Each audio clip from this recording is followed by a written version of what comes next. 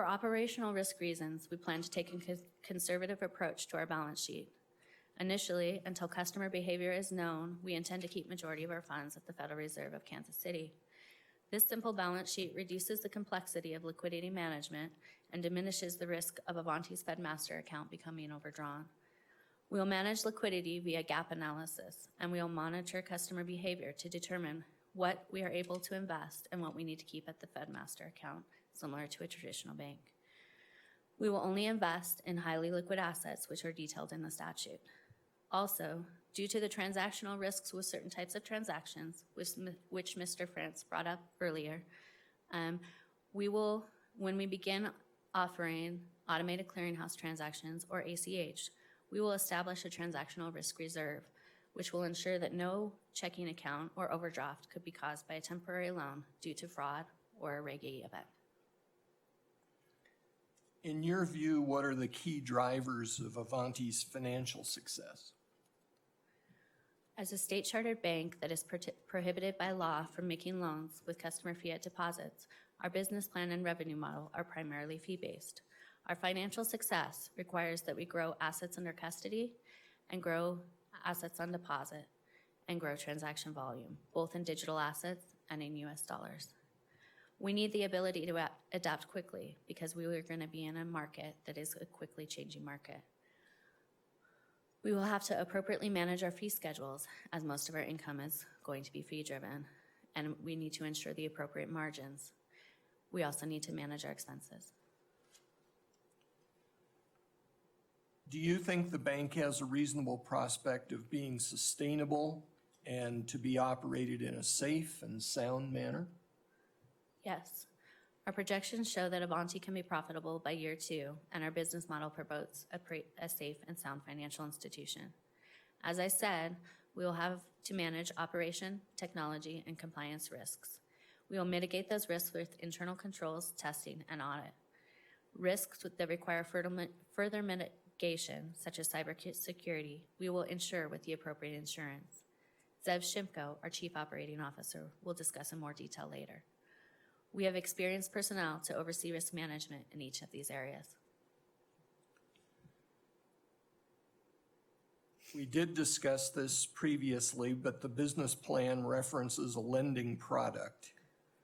For the record, how is it possible for a non-lending special purpose depository institution to say that it will engage in any type of lending? The Wyoming Statute 34-29-104, subsection K, allows the Wyoming Speedy Bank to engage in digital asset lending, but only as a trust customer directs Avanti to lend the customer's digital assets on the customer's behalf. We do not intend for this to be a launch product for Avanti. How do you plan to staff the bank operations department? I anticipate needing bank operational professionals in addition to the compliance department. These individuals will begin working at Avanti prior to opening. I plan to seek professionals with technology, risk management, or bank operations experience. These individuals will be given a variety of bank operational or financial duties, and as with all personnel of Avanti, will need a strong understanding of technology. Do you intend to operate an office in Cheyenne? Yes, we intend to operate an office in Cheyenne. However, this office will look very different from a traditional bank. The office is merely a location that will support staff and potential official and customer meetings. We intend to have between 5 to 15 employees at this location. 3 of them we expect to be executives of Avanti, as 2 are required by regulation. Do you plan to store any customer cash on site? No. Do you plan to store any digital assets on site? No. What type of security do you intend to have for the facility? We will have security features similar to that of a traditional bank, including alarms and cameras. How do you plan to manage third-party vendors? Yes. Our vendor management policy, which is included in your binder, sets out how we will manage key risks presented by third-party vendors, including strategic, reputational, operational, credit, information technology, and compliance risks. All vendors are classified either as critical, significant, or low risk, depending on factors such as whether they are involved in essential functions of Avanti, whether their failure or non-performance could cause Avanti significant risks, what impact they have on our customers, and how difficult it would be to replace the vendor. Following the vendor management risk assessment, we will conduct comprehensive due diligence, which will focus on the vendor's financial condition, market history, relevant experience, knowledge of applicable laws and regulations, reputation, and the scope of the effectiveness of its operations and controls. What's the current status of Avanti's core banking vendor selection process? We have been evaluating potential core vendors since March of 2020. Our team has selected 2 final candidates, and we are working towards a final negotiations. Do you intend to apply for FDIC insurance? We do not intend to apply for FDIC insurance initially. We may opt to in the future. Do you intend to apply for Fed membership? We have conveyed to the Federal Reserve Bank of Kansas City we intend to apply for Fed membership in the future. Our timing for Fed membership will be determined by our discussion with the Federal Reserve. Thank you very much. Ms. Reddy's available for questions. Mr. Chairman? Thanks, Ms. Reddy. Appreciate the presentation. Thank you. I guess my question is how critical is FDIC and Fed down the road? We don't feel that our customers will demand FDIC insurance coverage. The full reserve essentially provides them the same coverage within Avanti instead of with the FDIC. So we do not expect that the FDIC will be insurance coverage will be required. However, the Fed membership, we elect that as more of a partnership with the Federal Reserve Bank of Kansas City. So it's not necessarily critical to our operations. However, we see it as just another step of showing our commitment to compliance and security and creating this partnership that can grow. A little different topic.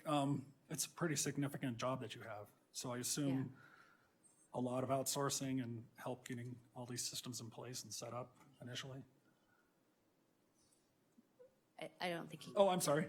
I just saying, I assume there's going to be a lot of outsource for different systems that you're putting in place, audit, et cetera. Yes, we will be outsourcing on it. And will that continue going forward? Yes. Okay. We will have external auditors. Yes. Not just in audit, but in other areas, I assume. Correct. Okay. Mm-hmm. Thank you. Mm-hmm. Mr. Wright? No questions. Thanks for your testimony. I have one question, maybe just one. Can you talk about just the mechanics of the lending that you were referring to earlier and maybe cite an example?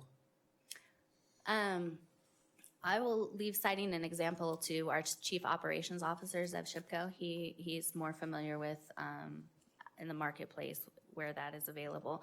But essentially, we will be acting on our customer's behalf. So if our customer opts to want to lend its digital currency to another individual, we're going to provide them the mechanism to connect that transaction.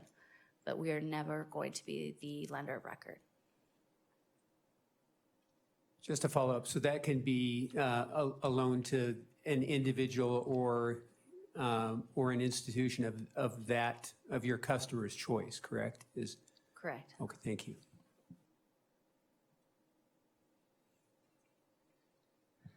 Thank you, Brittany. First question is, one risk the business plan noted on page 92 is the business's sensitivity analysis, and specifically sensitivity to Bitcoin volatility.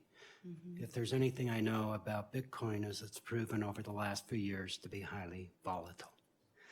Would you expand on the impacts of Bitcoin volatility in both an up market and a down market on the financial revenues or projected financial revenues of Avanti, please?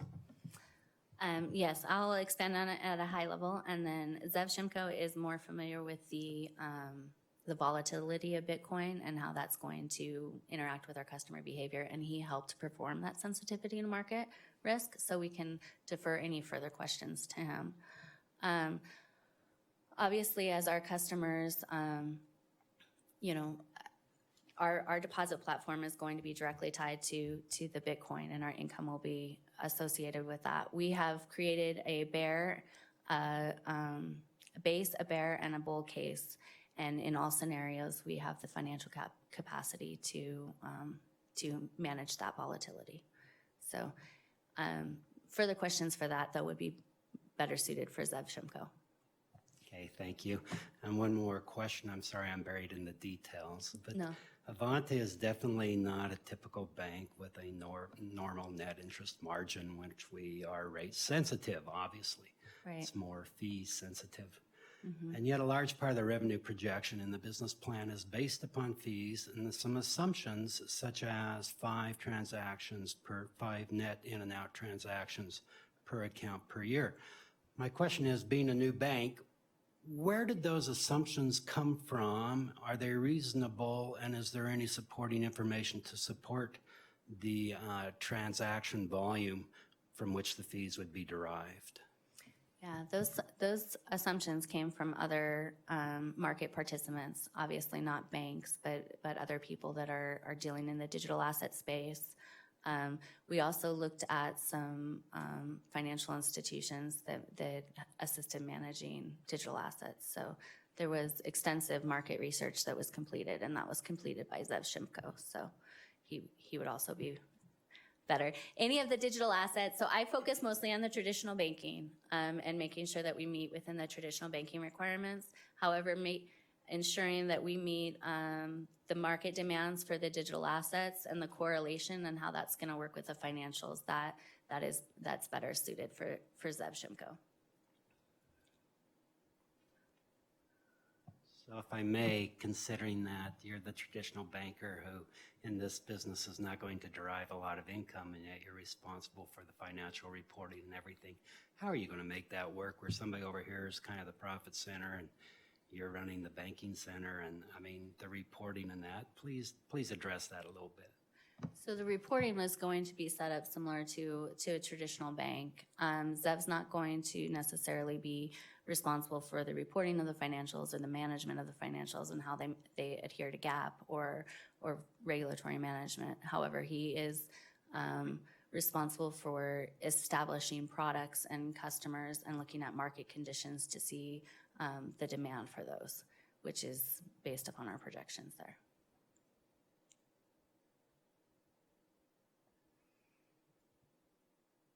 Brittany, thank you for your testimony. Just one question. You talked a little bit about customers not having access traditionally to their funds in the manner that as a traditional bank would typically have. Can you address kind of funds availability, Reg CC? How do you manage that if they don't have necessarily those types of traditional access to those funds? Yes, that's something that we've talked quite a bit about, Reg CC and funds availability, especially when we turn on that consumer light switch. So that's the cashier's check, right? So we added the cashier's check to those components so that the customer does not necessarily need to have another financial mechanism to transfer the money to gain access to it. So that would be where we would utilize the funds availability.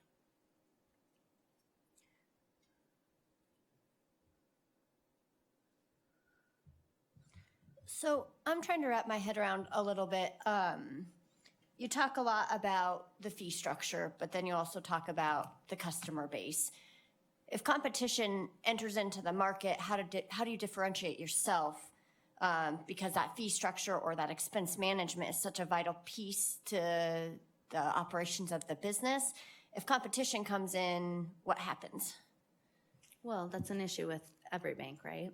So competition is always something, and we will adhere to trying to ensure that we have the appropriate legal structure, the appropriate security in place, and the appropriate customer service so that our customers would stay with Avante. No questions. Any further questions from the board? Mr. Dykeman, any more questions for this witness? Nothing further. Could you please call your next witness? Thank you, ma'am. Thank you. I'll ask Charles Thompson to switch seats.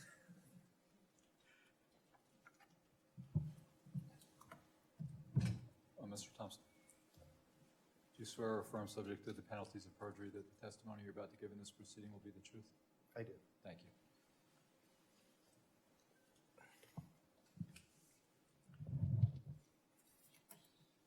Please state your name and your position with Avanti. Hi, my name is Charles Thompson, though most people call me Chuck, at least in my face. I am the Chief Compliance Officer and the Chief Legal Officer of Avanti. I also serve as Secretary to the Board of Directors. My responsibilities include legal and compliance risk identification, analysis, and mitigation, the creation and maintenance of robust compliance policies and procedures, the management of legal matters and ensuring Avanti's strict adherence to applicable laws and regulations, and overseeing statutory filings such as licensing forms, et cetera.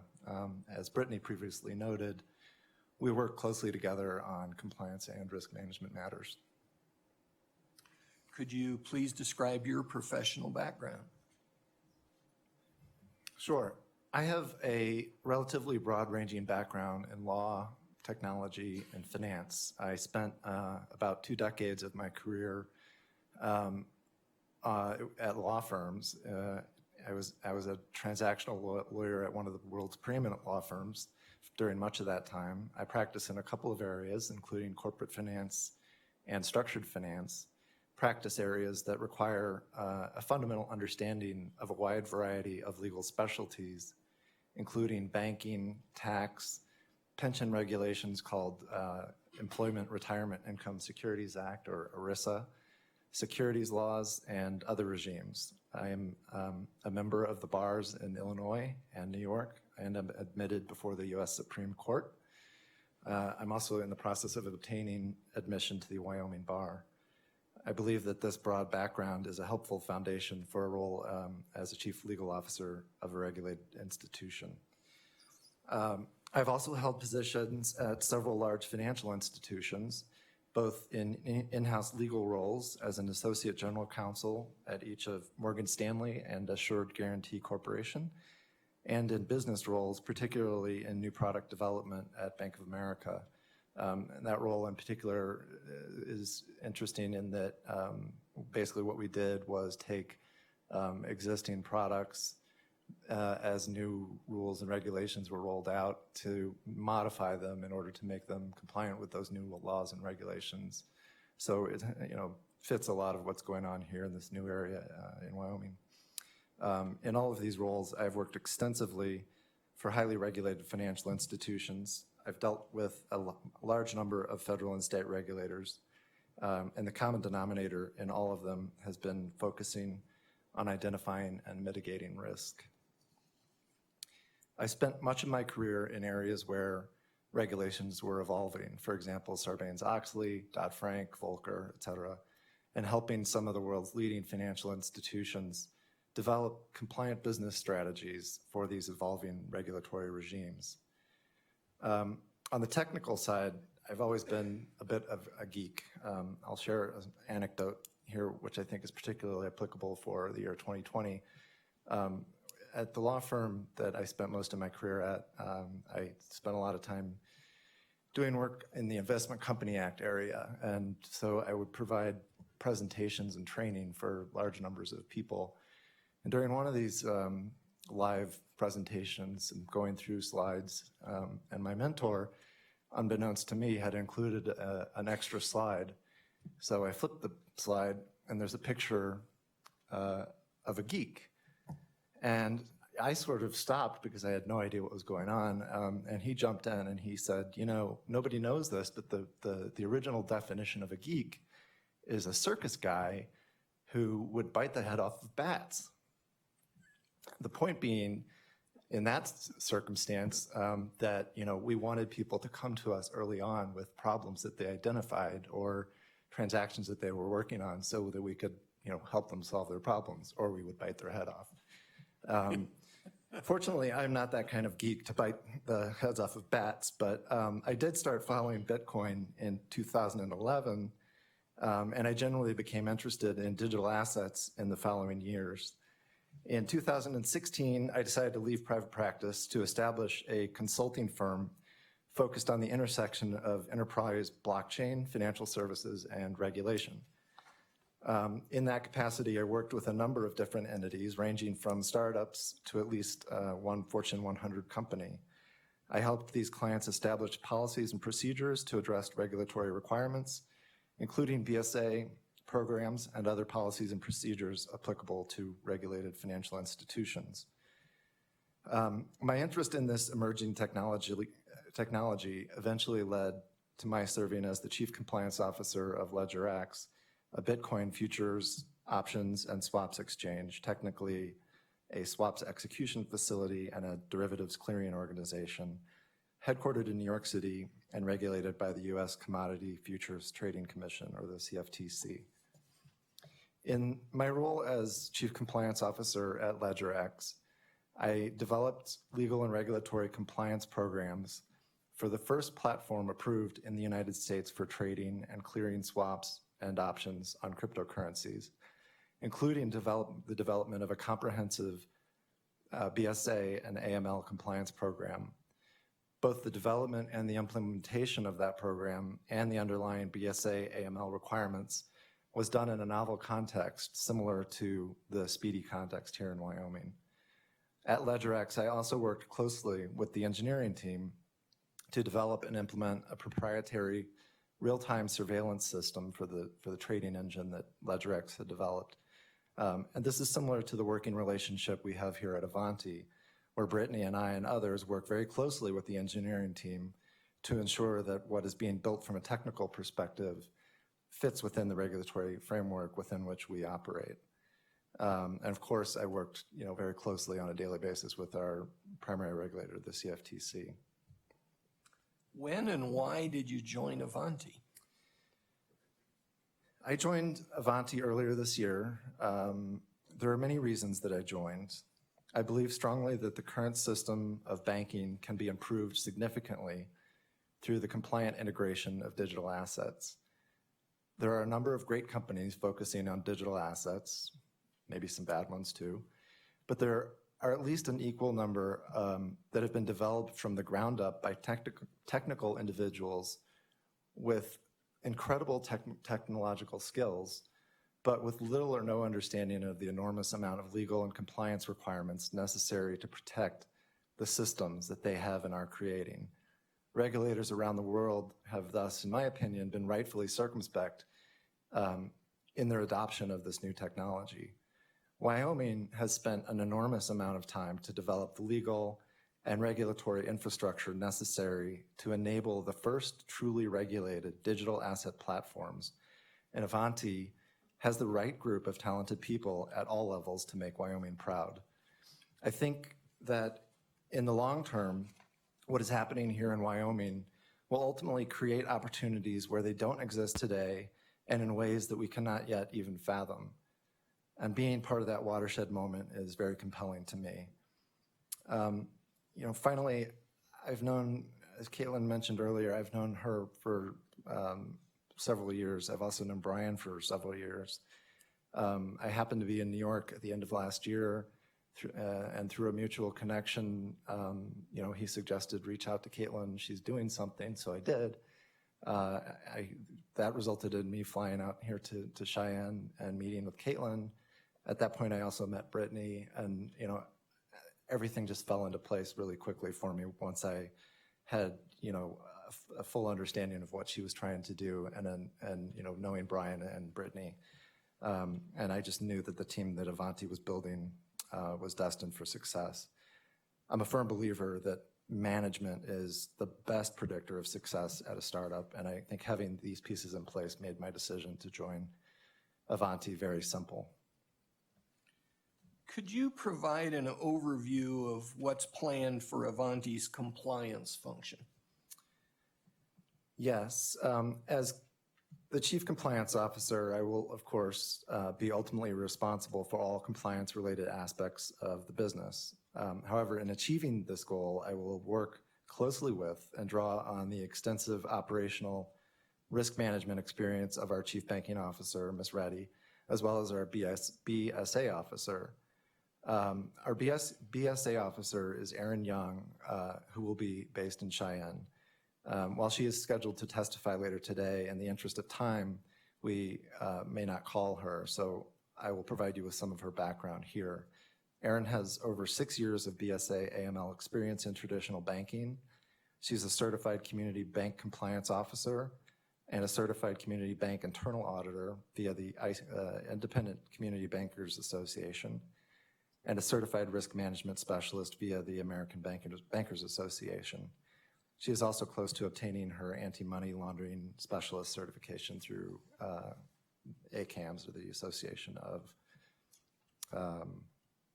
Anti-Money Laundering Specialists. She's most recently served in a BSA AML position at a community bank in Cheyenne. She has extensive experience with traditional BSA policies, procedures, and software. Ultimately, I think the compliance apparatus at Avanti will be driven by the volume of transactions and the number of customers, and we will add additional people as and when necessary. Could you provide a general overview of Avanti's compliance programs and policies? At Avanti, we have developed a suite of compliance policies and programs meant to ensure our stated focus on security and compliance first.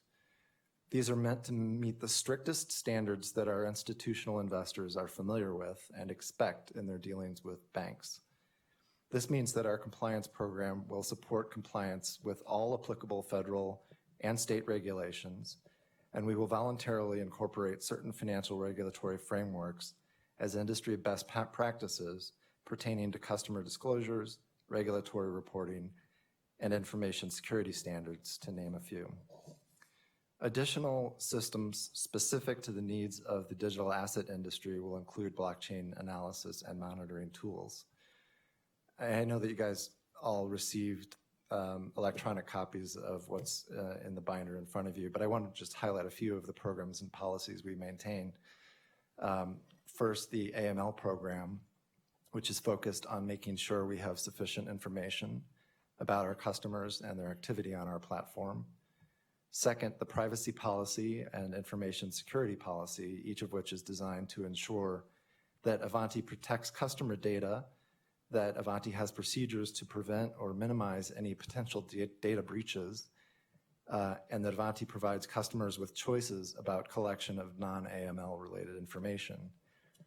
Third, the risk management policy, which includes guidelines approved by our board of directors, designed to help the bank identify, mitigate, and manage various risks, including insurance coverage.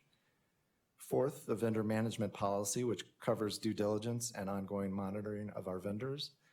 Fifth, internal controls policy, which is meant to ensure our controls are effective and comprehensive, independently reviewed, and updated based on risks we face.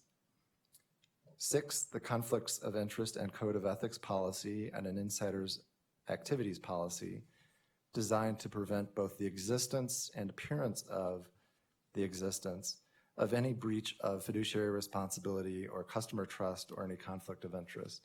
And lastly, the unfair, deceptive, or abusive acts or practices policy, commonly known as UDAP, which is meant to ensure that all of our customer financial products or services are fair and reasonable.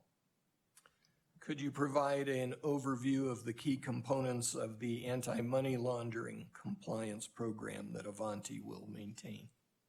Yes, our anti-money laundering program will likely be familiar to many of you from your own banking experience, but of course we will be incorporating a component for digital assets as well. The program elements include the anti-money laundering policy, which has been provided to the board for this hearing, procedures and controls to implement the anti-money laundering policy, including a customer identification program and a know your customer process, transaction monitoring, suspicious activity report filings, and sanction screenings. The program includes a designated BSA officer, Aaron Young, who I just introduced. We will have foundational and ongoing training for the BSA rules and regulations. We'll have independent audit and testing, and we will have board reporting on the AML program, including to a BSA AML board committee. Could you give a little more substance to the description of the customer identification program and know your customer process, please? Yes. So prior to being allowed to access any portion of the Avanti ecosystem, a potential customer will be required to satisfy our compliance screening. Customers will be required to provide basic customer identification program identifying information. We will screen against the Office of Foreign Asset Controls of the U.S. Department of the Treasury, or OFAC, and other government lists. And we'll use a traditional screening and risk management software vendor to help us achieve this. We will assign a risk rating to each potential customer, and depending on that rating, the customer will either be able to open the account online or that account will be flagged for further due diligence. If we cannot establish the required information, or if the potential customer is flagged by our sanctioned screening, we will not open an account for that customer. Only parties who are Avanti customers may redeem or be issued AVITs or otherwise utilize our fiat on and off-ramp services. You mentioned the Office of Foreign Asset Control. Could you describe how you'll comply with U.S. sanctions requirements? OFAC screening will be done at account opening, when completing a wire or an ACH transfer, and anytime a customer redeems an AVIT. A scan of Avanti's entire customer database will also be done anytime an OFAC list is updated. Any attempted transaction that we identify with someone on an OFAC list or residing in an OFAC prohibited area, or a transaction that involves a blockchain address that has been highlighted by OFAC, will be blocked. Will you file suspicious activity reports? Yes, the BSA officer will file suspicious activity reports when any number of predefined thresholds are crossed. What about currency transaction report filings? Well, as Avanti, our business plan at this point, we don't intend to be handling any cash transactions, so we will be exempt from that requirement. But if in the future Avanti decides to transact in cash, then of course Avanti will file all requirements of completing and submitting currency transaction reports. Could you describe any third-party services Avanti will utilize for AML or OFAC compliance? Sure.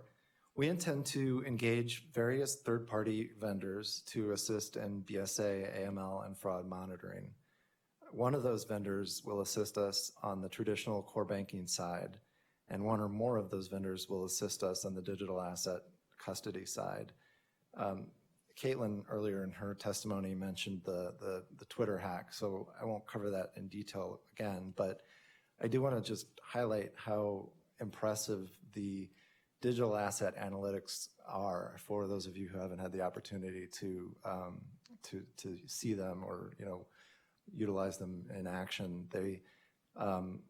The amount of data and the rapidity with which they obtain the data and the ability to follow assets both backwards in time and as something happens after it leaves our Avanti's platform is truly impressive, and I think that it's something that is not necessarily capable of being done in the cash world, right? Because once cash leaves, it's gone. You don't have any way of tracing it like you do with a digital asset. I would also mention that the travel rule that FinCEN is implementing, which is required for compliance in June of 2021, will require that we provide certain data to various counterparties with whom we transact, and we'll also be receiving that data from other counterparties that are on the inbound side. So the amount of data that we will be getting on the digital asset analytics side is very impressive. And I would say that, you know, we're in talks with very well-respected industry leaders in those spaces. Happy to go into further details on all of that in executive session if you would like. What are your top anti-money laundering and OFAC risks, and how will you mitigate those risks? Our business model insulates us from many of the risks that are sometimes associated with digital assets. Avanti is not an exchange and will not operate a trading desk. We are a fee-based service provider for digital assets, not a trading counterparty that runs a proprietary trading business. While many digital assets have underlying systems based on anonymity and pseudonymity, every customer that we interact with will go through our rigorous onboarding process. We will know who they are. Also, our target customers are institutional actors, which carry lower AML risks, and many of them have their own rigorous and regulated AML programs in place. There are certainly challenges faced across the industry in identifying digital asset counterparties of customers when those counterparties are, you know, quote, off platform. In other words, when they've left your walled garden, particularly in those cases of counterparties operating through unhosted wallets, meaning that they're not operating through a regulated or institutional service provider. As I was previously mentioning, we will employ state-of-the-art tools from digital asset analytics providers that have been developed by market participants aimed at identifying and preventing transactions with prohibited parties and any other illicit activity. And we intend to work closely with our regulators as we build out our risk-based rule sets for identifying transactions that require further scrutiny. In addition, we have already begun developing relationships with local law enforcement in Cheyenne, including the local FBI field office, and we stand ready to assist law enforcement as and when required. I can assure you that under my watch, Avanti will have in place, both in name and in function, a robust BSA program. Our goal is to strictly comply with each and every federal and state rule and regulation applicable to us. I have no further questions for Mr. Thompson. Mr. Chairman? Thank you. Just one quick question, and it's probably in here, or you covered it. Non-U.S. institutions or consumers? At launch, we intend to be U.S. only. So if there were a foreign institution that wanted to have an account at Avanti, we would require that they set up a U.S.-based entity that we could then do screening. Good. Thank you. Thank you, Mr. Thompson. Could you elaborate a little bit on my question earlier about the trust powers and where they derive from for this particular type of institution? Sure. So I think I understand your question to mean so 1312 is a enabling regulation that pursuant to which chapters 19 and 20 of the audit board's rules were promulgated. Chapter 5, I believe, or paragraph 5 of chapter 19 has in it the provisions that we are intending to utilize as our, quote, trust powers. And I think, you know, the word trust might be a little bit of a misnomer here. The term in chapter 19 is bailment, which is, you know, one of those words that nobody understands, right? It has a very technical legal meaning. But what it does do is allow us to, you know, you can think of it as a coat check, right? We'll take possession of a digital asset, but not ownership of that digital asset. So we're effectively acting as a trustee by holding that asset in bailment. So I believe that that's what you know, what we're referring to when we're referring to our trust powers. Thank you. I have no questions for Mr. Thompson. Thanks for the testimony. Thank you. Mr. Thompson, thank you. I've got to congratulate you guys. I noticed on September 15th, FinCEN issued a new final rule that reaches out and touches state, non-federally insured institutions. So you have definitely brought the interest at the national level down. Congratulate you. With AML, and this is probably due to my lack of intelligence or understanding, I understand your onboarding of a customer and BSA requirements, and that's easy. My question in the Bitcoin world or the AVA world is, what about the customers or your customers' payee? In other words, Joe is going to pay Y. I don't understand the AML issue about Y, because Y could be anywhere around the world. That's the customer's customer. Does it slow the process down that if you have to take a day or two to verify Y, or being Y an individual? Will you explain to me the payee verification under BSA? Sure. At a high level, the analytics software that I was alluding to earlier essentially does that for us. It takes a risk-based approach, right, based on a number of rules that we put into it. And again, we'll be working with our regulators to develop those rules and determine, what is and what's not acceptable.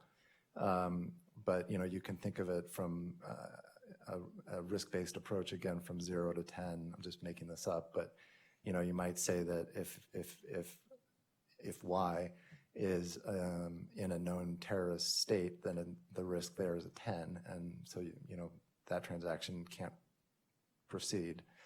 But there's a whole bunch of, different scenarios that fall between that, very clear example and one that might be a little bit in more of a gray area. For example, somebody that's sending a withdrawal to a personal wallet, right, that has no data on the blockchain because it's never been utilized before. So again, I think we're intending to utilize these digital asset analytics programs along with those risk-based rule sets to kind of determine whether or not we think that any given transaction on the outgoing side of things is okay, at minute 0, or if it requires further scrutiny based on, like I said, the set of rules, or if it's just an automatic no. And, a lot of that will be derived also from our knowing our customer and knowing what their history has been, just like your credit card, right? When you go and use your credit card company develops a database of patterns of your credit card use.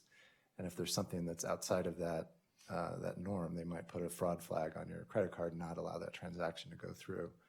So, all of these things are going to be part of how we answer that problem. Thank you. And then just a question on your risk matrix assessment on page 22 of the business plan. I guess I was somewhat surprised to see you rate OFAC BSA as a moderate risk. In light of the recent BitMEX charges for civil and criminal activity against the executives, do you believe the BSA risk is still moderate, or do you stand by that? Well, let me just look at this page real quick to make sure I know exactly what you're talking about. You said page 22? Page 22, thank you. Yeah.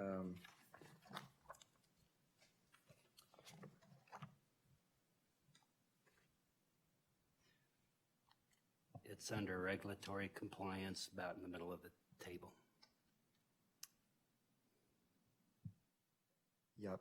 So I think this table is really derived from the fiat side of things, to be honest. And as we're building out the rule sets on our digital analytics system, the BSA and OFAC are definitely going to be not moderate risk factors. They're going to be, closer to the 10 than the 5. And, with respect to BitMEX, I have no personal knowledge of what happened there, so I can't really comment on that. But I will say that the analytics provider that we are likely utilizing did have them as a moderate risk counterparty, and within hours of the allegations coming out, they were moved to a high risk counterparty. And what that means to us is, again, as you look at the whole mix of rules that are going into determining whether any transaction can proceed without enhanced due diligence, that high risk is going to probably kick you into higher due diligence or enhanced due diligence and mean that the transaction doesn't automatically proceed.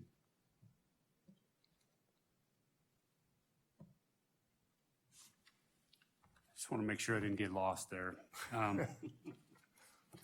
So with respect to OFAC and blockchain, because there is a level of anonymity in the blockchain, if I understand it correctly, how do you validate OFAC through blockchain? Well, I think Brian will also be able to speak quite well to this question, but it's not so much that you validate OFAC through analytics. It's that OFAC sometimes puts in their lists blockchain addresses that have been identified as associated with people on the OFAC list. So if you then have transactions that are, have touched that address or otherwise, interacted with it, then that would raise your overall risk level on the transaction. Okay. I don't have any other questions at this time. I have no questions. No questions. Any further questions from the board? I have one additional. Thank you. My question is related to BSA diligence and OFAC. Speaking of lending the digital currency, what kind of diligence is done to the party receiving the loans, that digital currency loan, and making sure that it does comply with OFAC? Well, anything that's going to touch the Avanti platform is going to go through our OFAC screening and the BSA screening that I was alluding to earlier. So, we're not going to allow that platform where we're, basically just acting as a director trustee. We're certainly not going to allow that platform to become something where people can then interact and transact with, people, for example, on the sanctions list. So yes, we will be doing full vetting as if they were customers.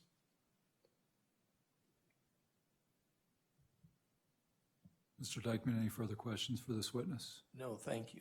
Thank you, Mr. Thompson. Mr. Dykeman, do you want to call your next witness, please? Yes, I'd call Brian Bishop.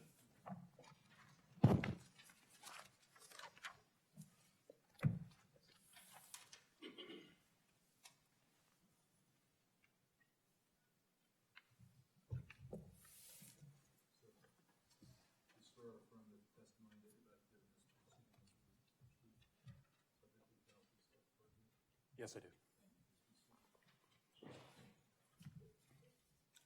And Mr. Dykeman, the chairman suggested that we may break for lunch after this witness. Do you have any idea as to which of the 15 listed witnesses you intend to call at this time, or do you intend to parse the list at all? Yes, we will shorten the list. Okay. We do still have some witnesses after this witness, but they will not be as long. So after this witness is probably a good time to have lunch. Thank you. Please state your full name and your position at Avanti. My name is Brian Bishop. I am co-founder, chief technology officer, and a director at Avanti. My role is mainly around software development, information security, information technology, and other aspects, which I'll go into in a moment. Could you tell the board about your background, please? Of course. My background is in software engineering and computer programming. I've been doing that in some form or capacity for about 2 decades now. I've touched all sorts of aspects of software, including desktop software, web development, mobile applications,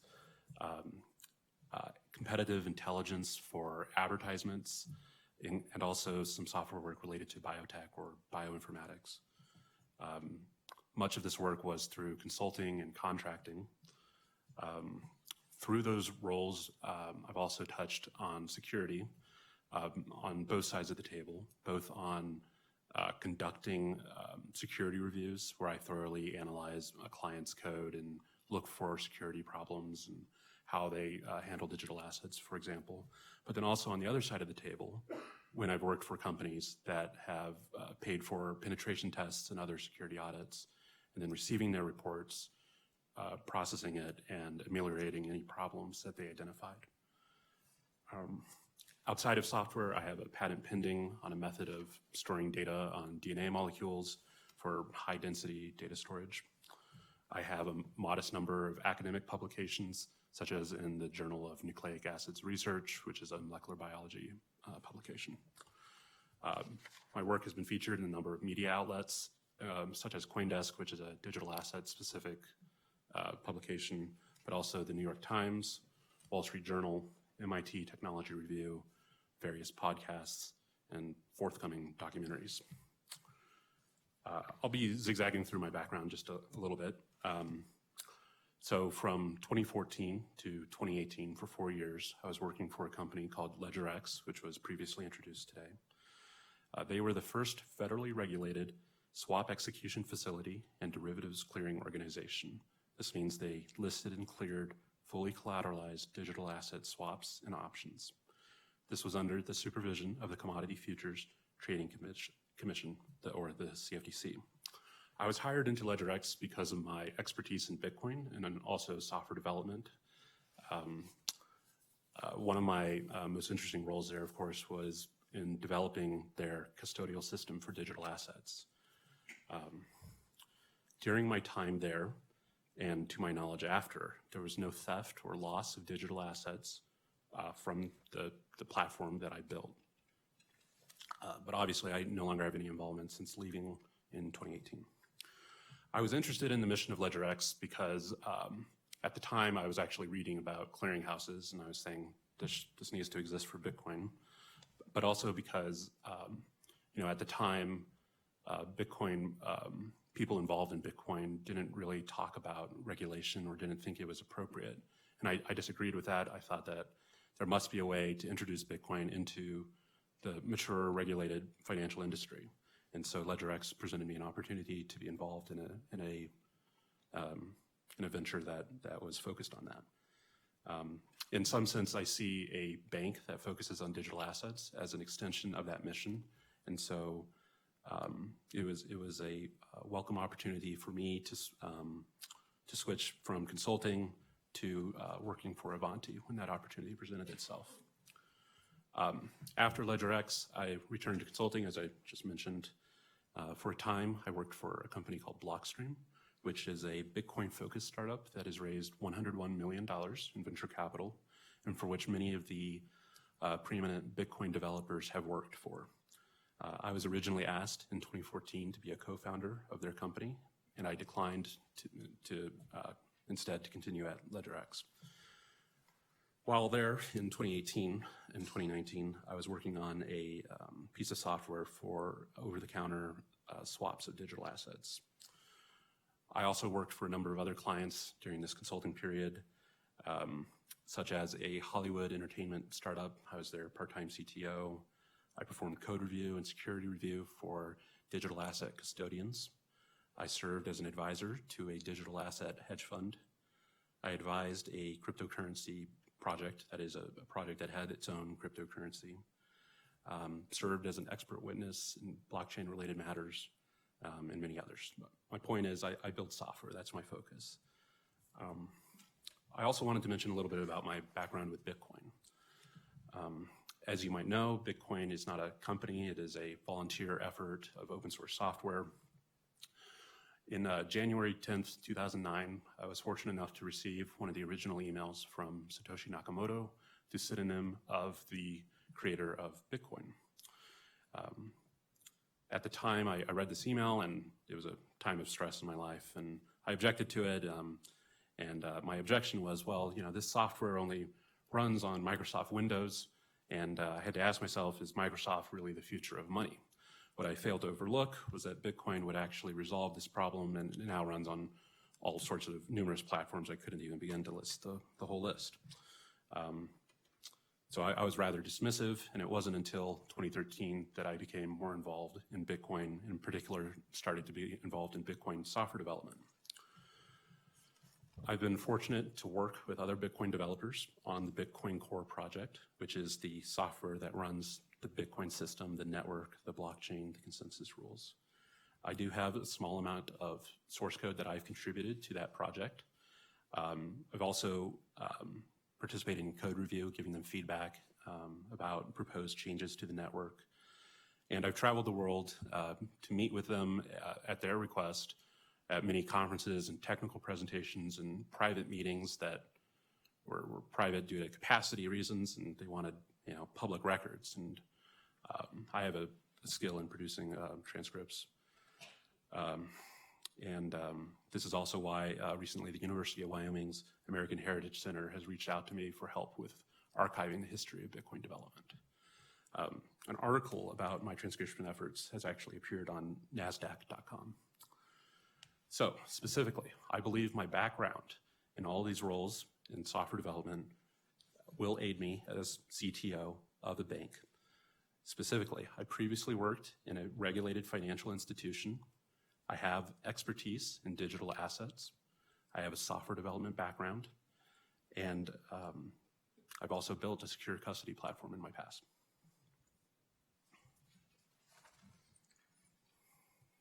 Could you describe your role and responsibilities as Chief Technology Officer? Yes, so my role as CTO is to oversee and be responsible for the development of certain software that is not available off the shelf from, for example, core vendors. They do not sell digital asset software. I'm also responsible for information security programs and leading the engineering team, managing and developing certain testing activities internal to Avanti. And I'm also helping to facilitate external reviews, external security review, and other related audit functions. More specifically, I also have certain responsibilities relating to reporting to the board based off of certain regular risk assessments and information technology reviews on an annual basis, on an at least annual basis. As CTO, my philosophy is very hands-on. I get involved in the ongoing development activity. I work closely with the team under me. We have a focus on documentation, testing. We have testing environments that I can go into, and working to the strengths of my staff. Is there an information technology budget for Abbott, or for Avanti, rather? There is for both, yes. So I have been involved in the development of the financial projections. I've signed off on them with respect to my responsibilities and the goals of the company as I understand them. I believe the IT budget is adequate for achieving the company's plan, and it also includes budget for the requisite penetration tests and external security reviews. So from a technological standpoint, will the products and services that are listed in the business plan be available and ready to go when the company starts up and opens its doors? Right, so there are many products listed in our business plan, and we're not actually planning to require that all of them are ready to go on day one of opening our doors for business. So we do have a plan in place to stagger the release of these products as they're available and as they've been tested and fully developed. How have the projects been prioritized? The products have been prioritized based off of based on a process where certain aspects of the business are just absolutely required. For example, the core absolutely must be in place and operational for the business to open.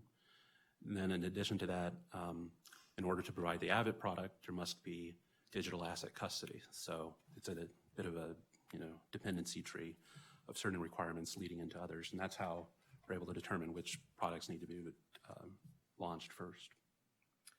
Could you describe for the board the engineering team that you lead? Yes, so I do lead an engineering team. We focus on software development and the technical operations of running Avanti.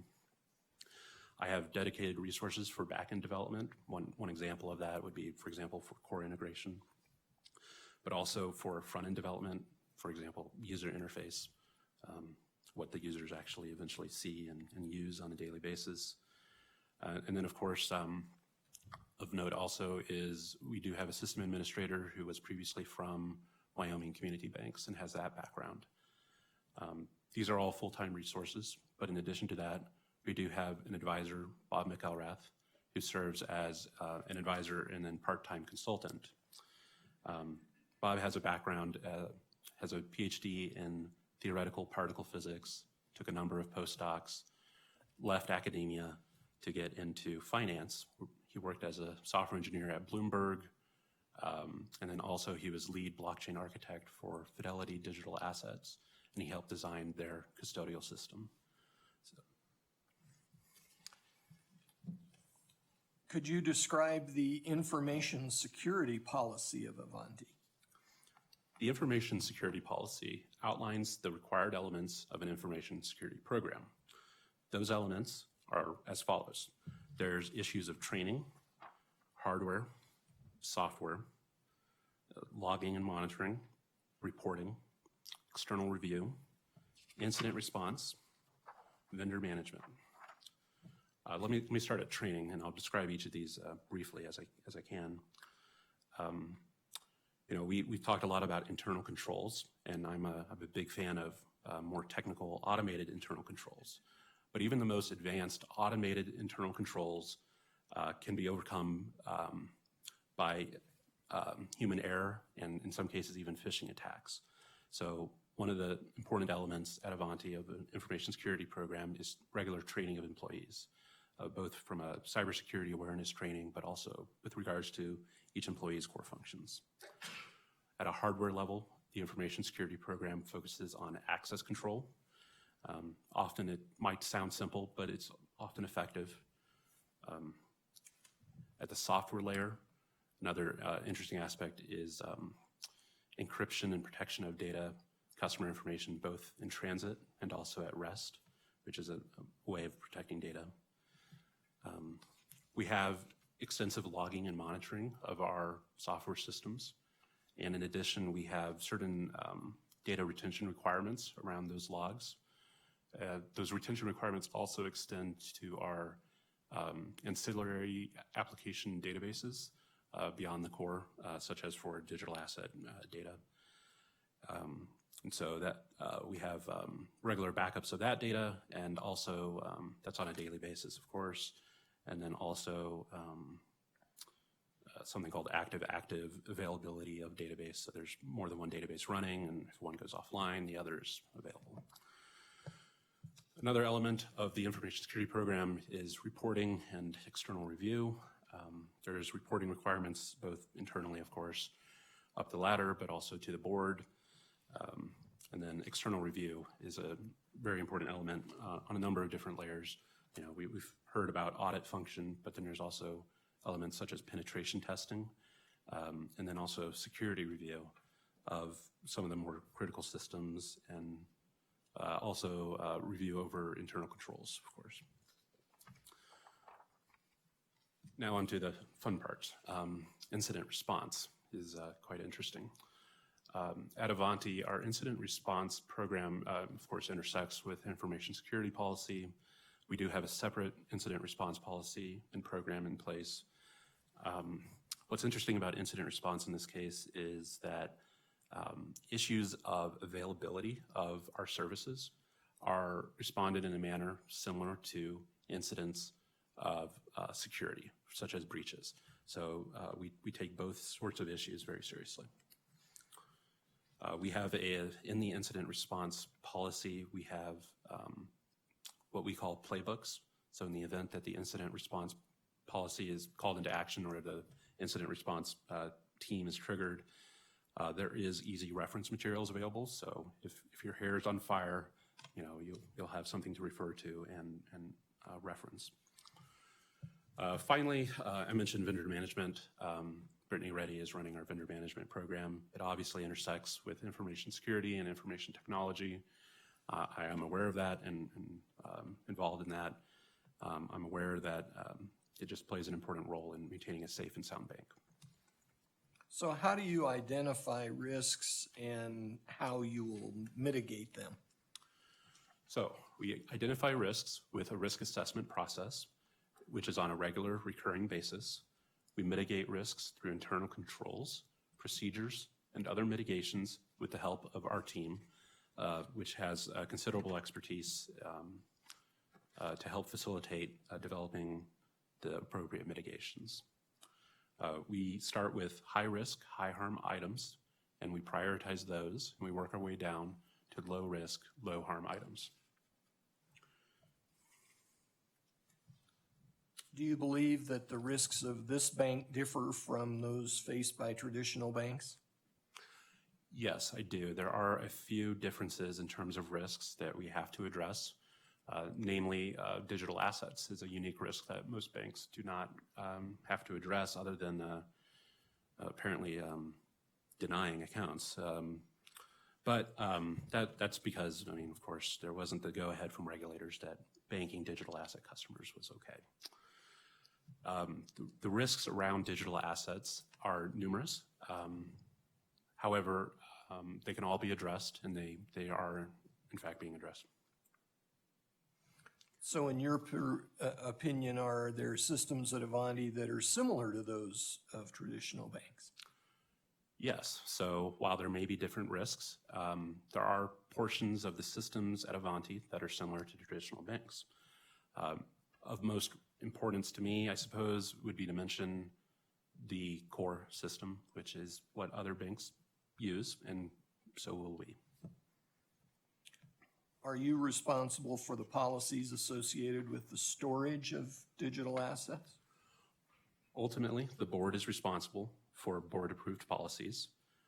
However, I am responsible for building these systems, internal testing, and maintaining them in production. I'll note that other staff will be responsible in daily operation in an internal control sense for the movement of digital assets, and that will not be my role. So how is it technologically that an intangible can be the subject of custody?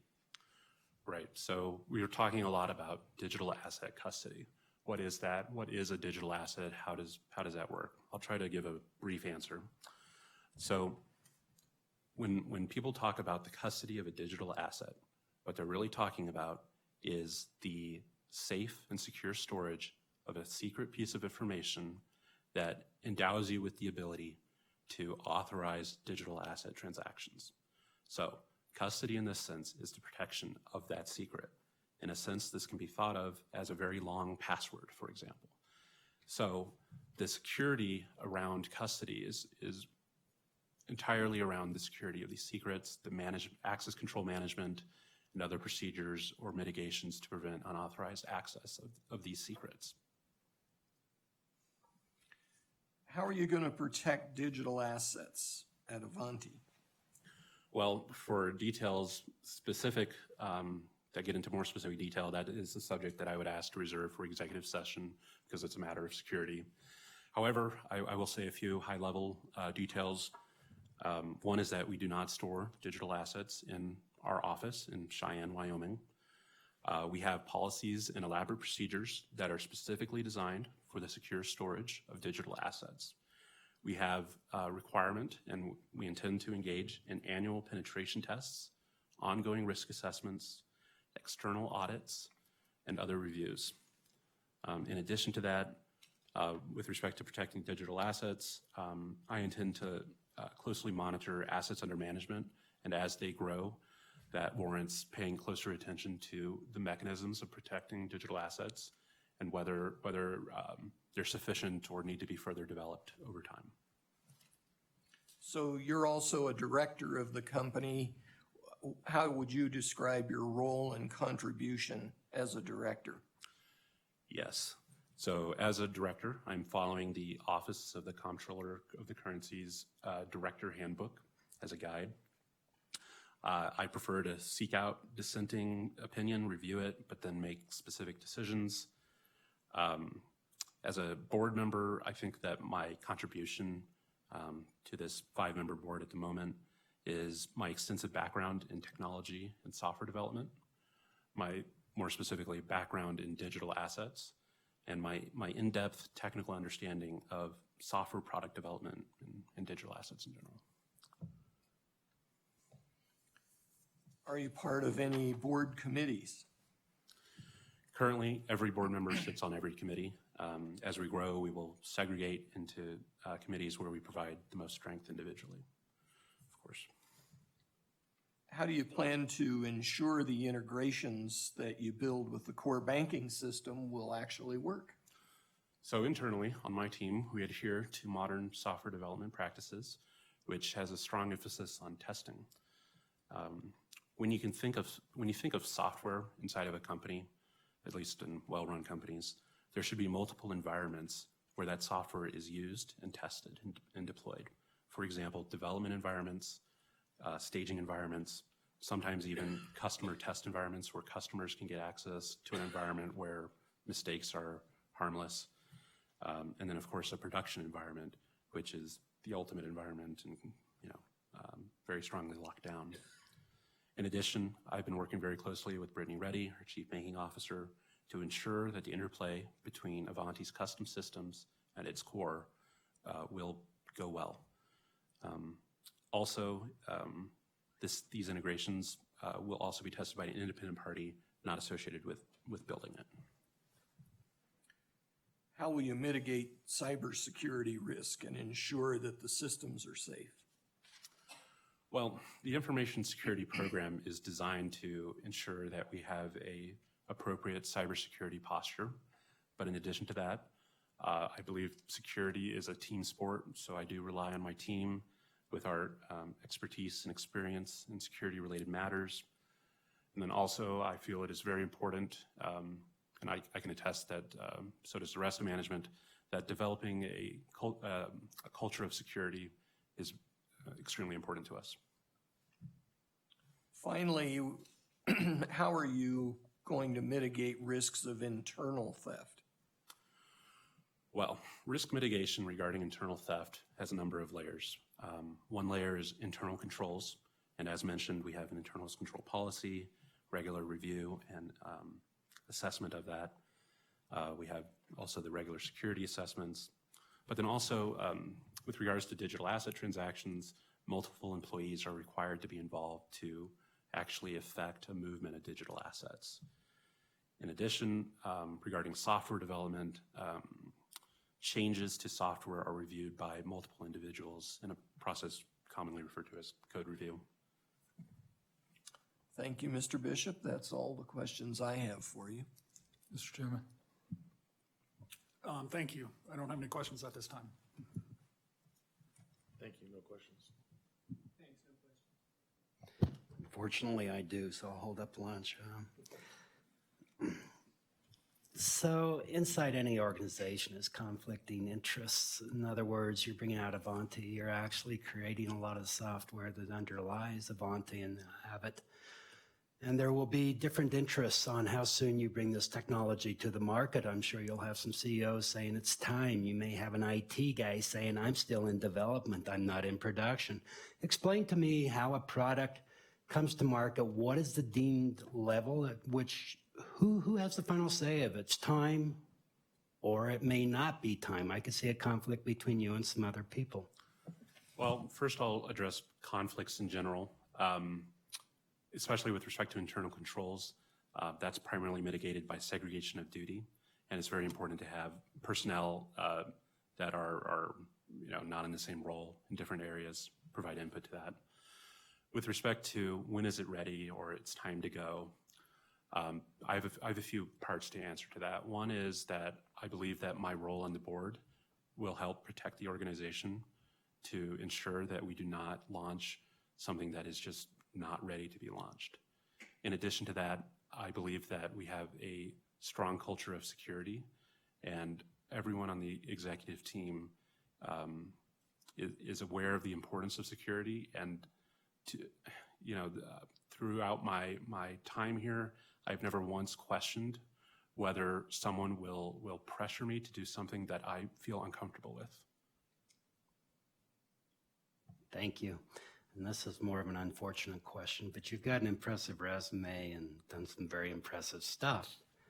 What happens from a risk perspective, which you have to look at, if something happens to you and you're unable to do your job in the short term? Please discuss that.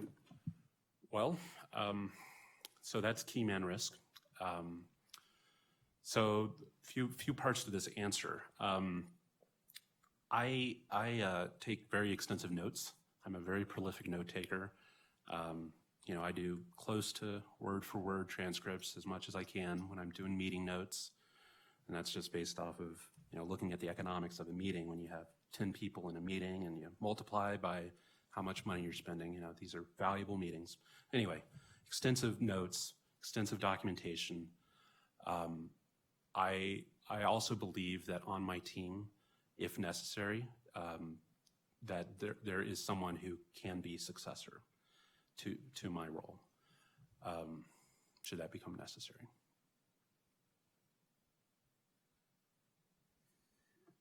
Mr. Bishop, talked a lot about software development, and as was noted, your resume is very impressive. With respect to information security, which naturally is extremely important, do you have any certifications in actual information security? It may have been included in the documentation. No, I do not. On that front, I am also looking to rely on other individuals on my team and in the organization, Brittany Reddy, and then also the system administrator resource that I mentioned from previous Wyoming community banks. But I personally do not have security certifications, no. With respect to external reviews, what's the frequency planned for external reviews? So at minimum, it is annual. I believe that some of them are in our policies set to quarterly. And then I guess lastly, if as a CTO, I know me as a CEO of my bank, one of the things that keeps me up at night is information security breach. What keeps you up at night for this company as you move forward if this charter is granted? Well, the number one item on my mind is a very specific element of information security. That's not to say I ignore other elements, but the risk of digital asset breach and theft is of paramount importance to me. That is the item that I ponder on the most. Should that happen, how do you mitigate that risk, or how do you mitigate that risk ahead of time? Sure. So I'll start with, let's say, should something happen? Should something happen, there are all kinds of things that could happen that are bad. Our incident response program is designed to activate in that eventuality and immediately look into what has been breached, to what level. Often it's common to look at the ultimate catastrophes, such as loss of all digital assets. But before you even get there, there's often other breaches that lead up to that, and those are important to monitor and respond to just as swiftly. With regards to mitigation before something bad happens, that is a function of the information security program, regular risk assessments, the mitigations that come from that risk assessment, implementing those. I also believe in code review by multiple personnel, and then of course also the external review. And then lastly, if you could talk to just frequency of employee training. Certainly, I think most of us recognize that oftentimes is the single greatest risk that we have. So frequency of training, could you address that? I can. However, I would prefer to save it for executive session. Details about training frequency around cybersecurity, for example, is not something for public comment. That's fair. Thank you. No questions, thank you. No questions, thanks. Any further questions from the board? Mr. Dykeman, any further questions? No, thank you. Okay, given Mr. Bishop's testimony, I think I'd be derelict if I didn't ask, are we going to be able to do anything to secure the room during lunch recess? Okay, thank you. And Mr. Chairman, what time did you want to get back together? It's 12 o'clock now, so let's shoot for 1 o'clock, please. Thank you.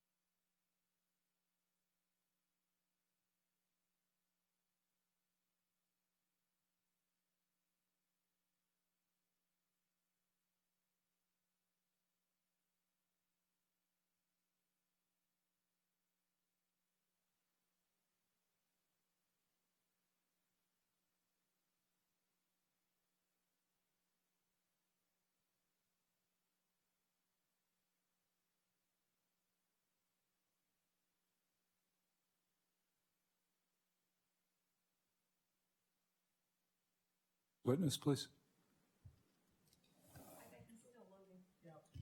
That's all right, I'll speak up.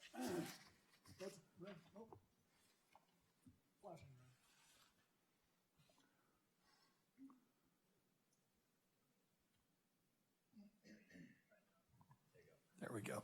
Thank you. I have seated Zev Shimko. Sir.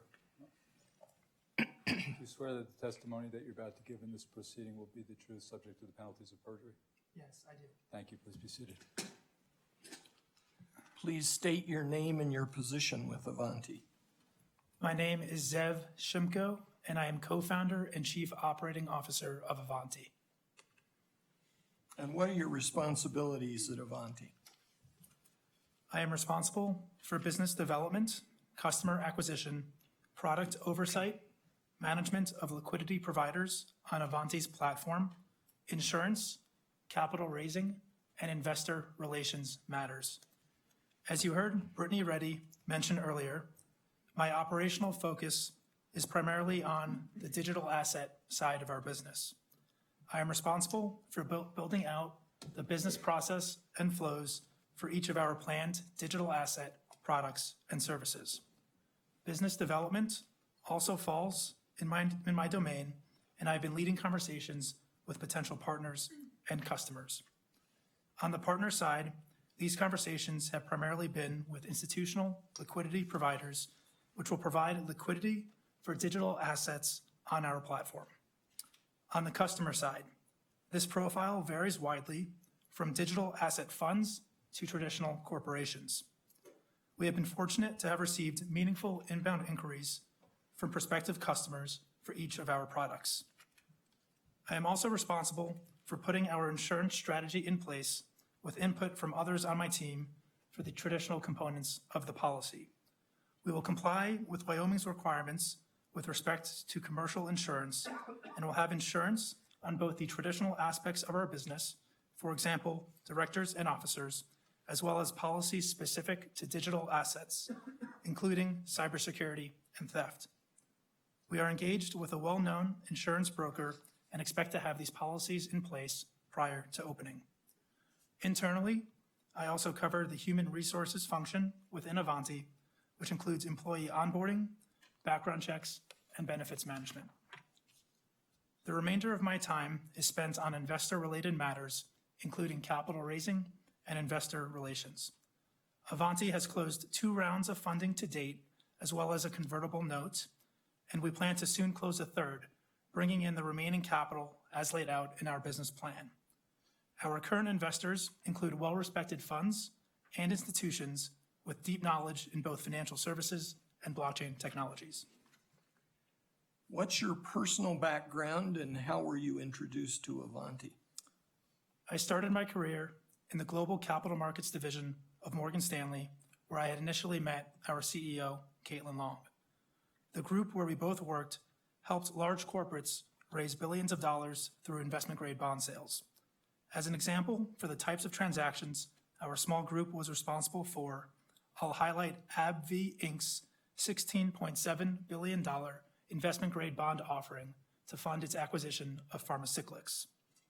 Morgan Stanley was primarily responsible for the offering, known as lead left bookrunner, and I was the lead analyst on the transaction. I was part of a handful of analysts selected as star fellows, which provided me the opportunity to spend some time on the equity capital markets side of the business. Following 3 years in the analyst program at Morgan Stanley, I moved out to San Francisco and ended up leading the capital markets efforts for a financial technology lender. Specifically, I helped build out the securitization program for a company called Upstart, which ensured ongoing institutional funding for the company. It was at this company where I first started to develop meaningful relationships with institutional investors.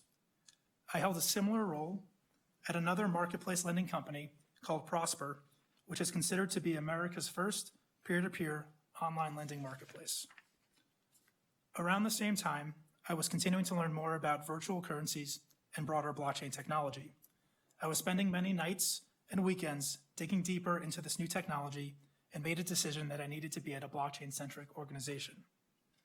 My experience in capital markets and lending led me to a company called Salt Lending based in Denver, which was the first company to provide dollar loans against digital assets. I was fascinated by digital asset collateral and understood why it was an ideal collateral form. With the right technology, it was quick to value and easy to liquidate. I ended up running corporate development for Salt Lending and was promoted to become an officer of the company. As a lender in the US, Salt was required to obtain certain state-by-state licenses as we did not rely on a bank lending partner. We also provided lending services in other countries, including Australia, where I'd spent a meaningful amount of my time working with law firms, potential customers, and investors. I represented the company at international events and also here in the US with regulators. I then made a decision to move back to San Francisco to start my family and joined an enterprise blockchain company, Figure Technologies. Over $1 billion of home equity line of credits have been originated, serviced, or sold on Figure's blockchain protocol, Provenance, and I was responsible for business development of this platform. Since leaving Morgan Stanley, I would connect with our CEO, Caitlin Long, at various conferences over the years. I was at Figure Technologies when Caitlin had reached out to me and asked if I would be interested in joining the Avanti team. After a few conversations with Caitlin and conducting independent research, I believed, and still do, that Avanti is an important bridge between the traditional and digital financial services industries and critical infrastructure for blockchain-focused companies. Avanti solves many of the legal and regulatory-related concerns that have frequently come up with institutional investors in my past. Additionally, direct access to the Federal Reserve Payments Network would allow Avanti to provide new products that avoid many of the common risks in the digital asset industry, such as settlement risk, as we have the ability to settle both the dollar and digital asset legs of a transaction. I'll explain this risk in a few minutes. I decided to join Avanti not only because of its mission, but also because of the team Caitlin had assembled. It is important to have deep experience from both the traditional and blockchain industries, and I have been impressed by the work of my colleagues. My background in regulated companies, capital markets, financial technology startups, and enterprise blockchain has provided a well-rounded skill set for my role at Avanti. I'm excited to be a part of the Avanti team and thankful to be working with such a talented group of individuals. Could you please discuss Avanti's product offerings and explain the settlement risk mitigation that you mentioned earlier? Sure.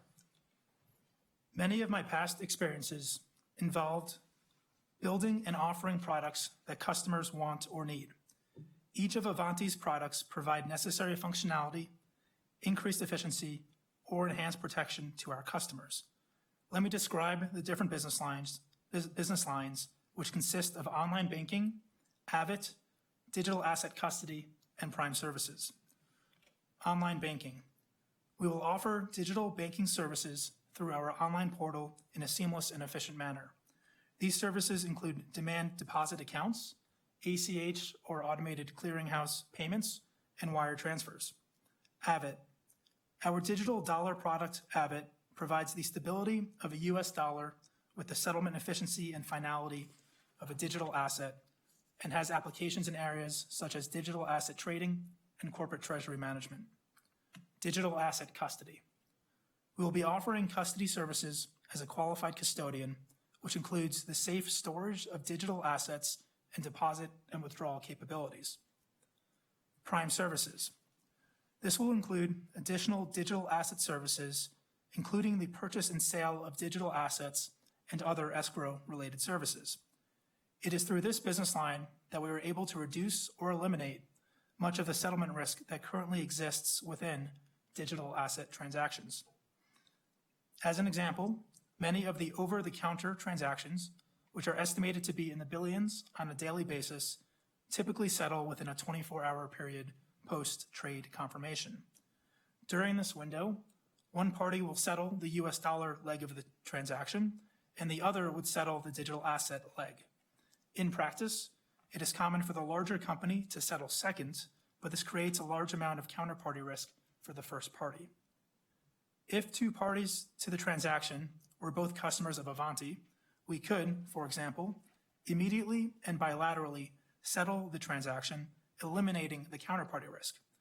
We are able to do this efficiently as Avanti has the ability to settle both the US dollars and the digital assets, unlike current participants in the market. Another aspect of risk mitigation comes into play with our insurance strategy. As mentioned earlier, we are engaged with an insurance broker and currently working through appropriate policies, which will include digital asset coverage. Insurance is a key risk mitigation tool and provides additional comfort and protection to our customers.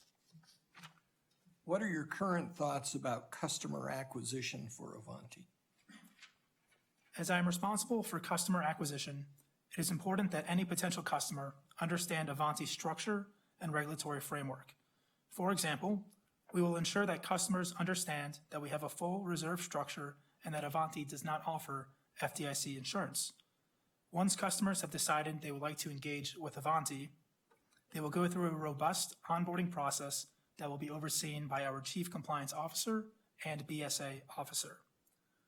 We believe Avanti's status as a bank serving institutions in digital assets will attract customers without requiring much outbound marketing, which is consistent with our experience so far. Avanti has been the subject of numerous incoming inquiries based on press coverage, including pieces written by Forbes and CoinDesk. CoinDesk is generally regarded as one of the primary news sources for the digital asset space. And Avanti was recently highlighted in CoinDesk's selection of business highlights of 2020. Additionally, Avanti's executive team has a robust network within the traditional and digital asset target customer bases. We plan to be actively engaged with institutional investors and attend corporate treasury conferences to drive user acquisition. We do not anticipate a large marketing spend, but have projected modest levels of marketing-related expenses in our financial projections, which will include conference attendance and sponsorships, website advertising, and marketing collateral. Business development, which will be headed by myself and Avanti's Chief Executive Officer, will also be crucial in obtaining large customer accounts. Do you believe you have enough resources in place to execute your acquisition plan? To add to my previous remarks, I also have a Director of Business Development on my team to assist in driving customer acquisition and related business development efforts. He has been involved in the digital asset industry for the last few years and was most recently Director of Research and Business Development at a digital asset fund prior to joining the Avanti team. To provide a bit more information, our first wave of customers will largely come through current relationships that the Avanti team has, whether from former companies or through personal networks. Our second wave of customers will likely come to us through current customer referrals or simply from seeing Avanti in the news. As mentioned, we've had numerous unpaid media stories written about Avanti, which has led to a large amount of inbound inquiry for digital asset services. Finally, our third wave of customers will come to us through more traditional business development and acquisition techniques, such as sales processes, conferences, and other general marketing efforts. Do you believe Avanti will be able to meet its capital plan? Yes. We have successfully closed 2 rounds of funding plus a convertible note. Our last round of funding was significantly oversubscribed and investors were cut back on their desired allocations. We have had significant inbound interest for our Series A capital raise, which we have not yet kicked off, but we are confident we will be able to complete the round. For confidentiality reasons, if you would like further information, we can provide it in the executive session. How do you split your responsibilities with Brittany Reddy? Brittany has relevant experience in traditional banking, and I have relevant experience in financial technology and digital assets.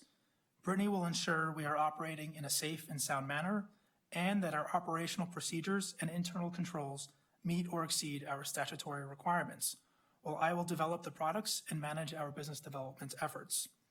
As an example, I may come up with a new digital asset related product or service and will work with Brittany to understand how this fits within a traditional banking regulatory structure and core banking software. Speaking of Brittany, she deferred a few questions to you, so I'm going to remind you of those and ask for your responses. The first question was asked about the mechanics of lending that we have discussed earlier for Avanti. So how would you describe those mechanics? So to reiterate earlier remarks, I would just confirm that we are not lending without the direct approval of our customers, and those customer assets would not be lent out unless they had approved the borrowers on our platform as well. Both sides to the transaction would be customers of Avanti, and as mentioned previously, we would not be the lender of record. We just facilitate the lending with the technology we have in place. And is there a fee related to that? There will be a fee related to that. I would just note that this is not a launch product for us, so we have not finalized all the mechanics of how the lending program will be built, but we are doing so in the next few months. I expect to launch this product within the first 3 years of operation. The second question that was deferred to you was the question of Bitcoin volatility and its possible effect on revenue. What are your thoughts about that? Great. I'll first add that because of my deep experience in digital assets, I aided Brittany in the original assumptions for the digital asset-related products and services and the specific assumptions that went into the business plan and projections. You'll notice that Bitcoin volatility on a net basis did not have much impact to our net income, and that's because there is an offsetting nature between the fees and assets under custody and the fees in prime services. For example, when volatility increases, we expect lower assets under custody due to increased withdrawals. However, prime services activity will accelerate, and the opposite is true as well.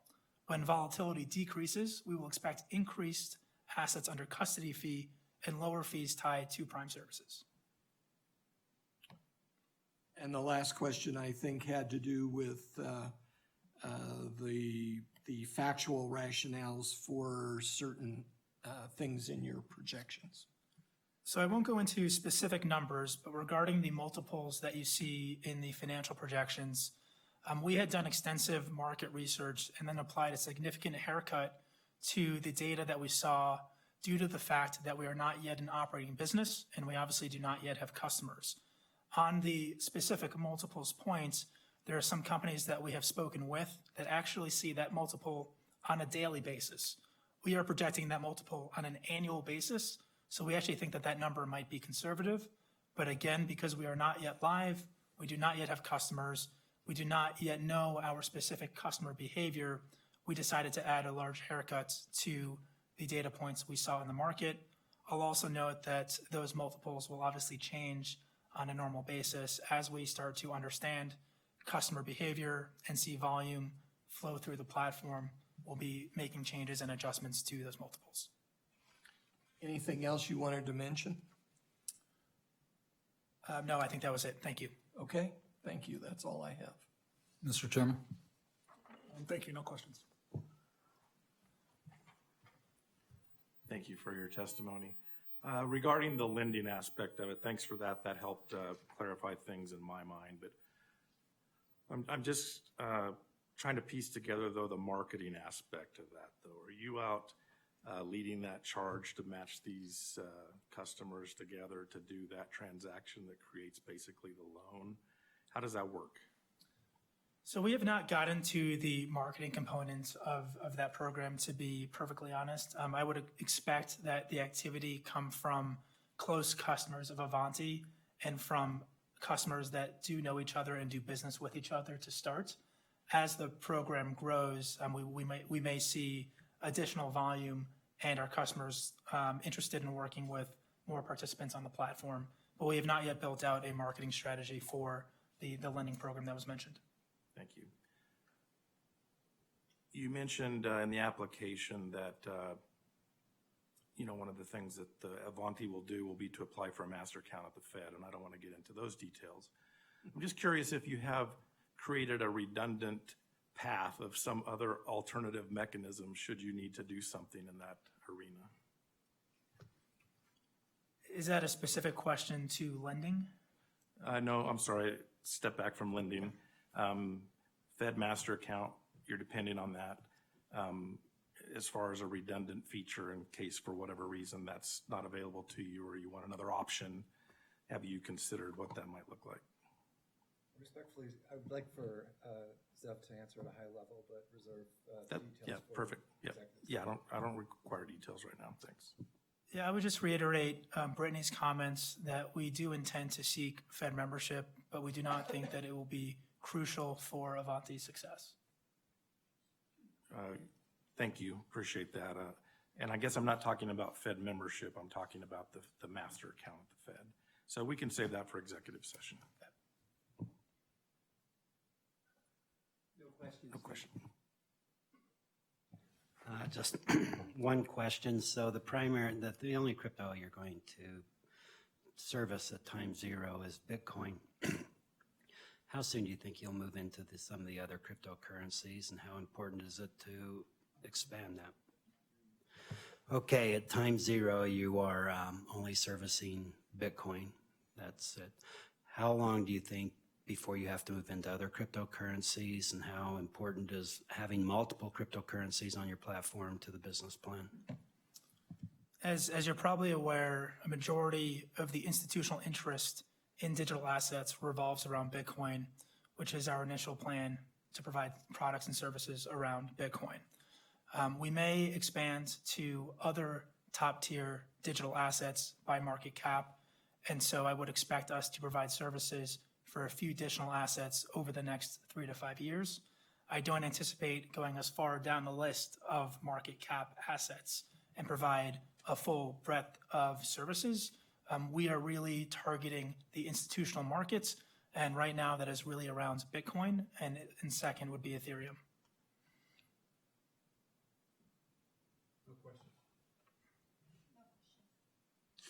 I just want to understand your customer base a little better. Is there lots of customers out there? Is it a very refined group of institutions? The short answer is it's rather broad, but I would break it up into customers that currently are involved in digital assets and customers that are looking for exposure to digital assets. In the first group, you have digital asset companies, you have digital asset funds, and perhaps other types of funds. And in the second group, you have some of the larger institutions that Caitlin had mentioned, such as pension funds, endowments, large PE funds that have been looking for a bank-like entity before getting exposure to digital assets. So will you be helping some of these entities that aren't currently in it to get involved or through education and such? Is that part of the marketing? That is part of the marketing, yes. Again, we have had numerous articles written about Avanti and our products and have received a meaningful amount of inbound interest from large institutions that are not yet involved in digital assets. So in you guys' opinion, there's a lot of customers out there? We do, yes.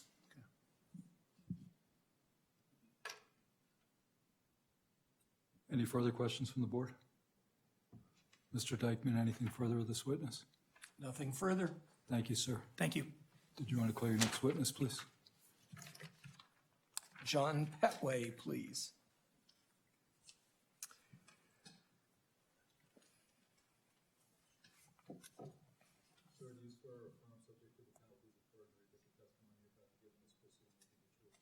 I do.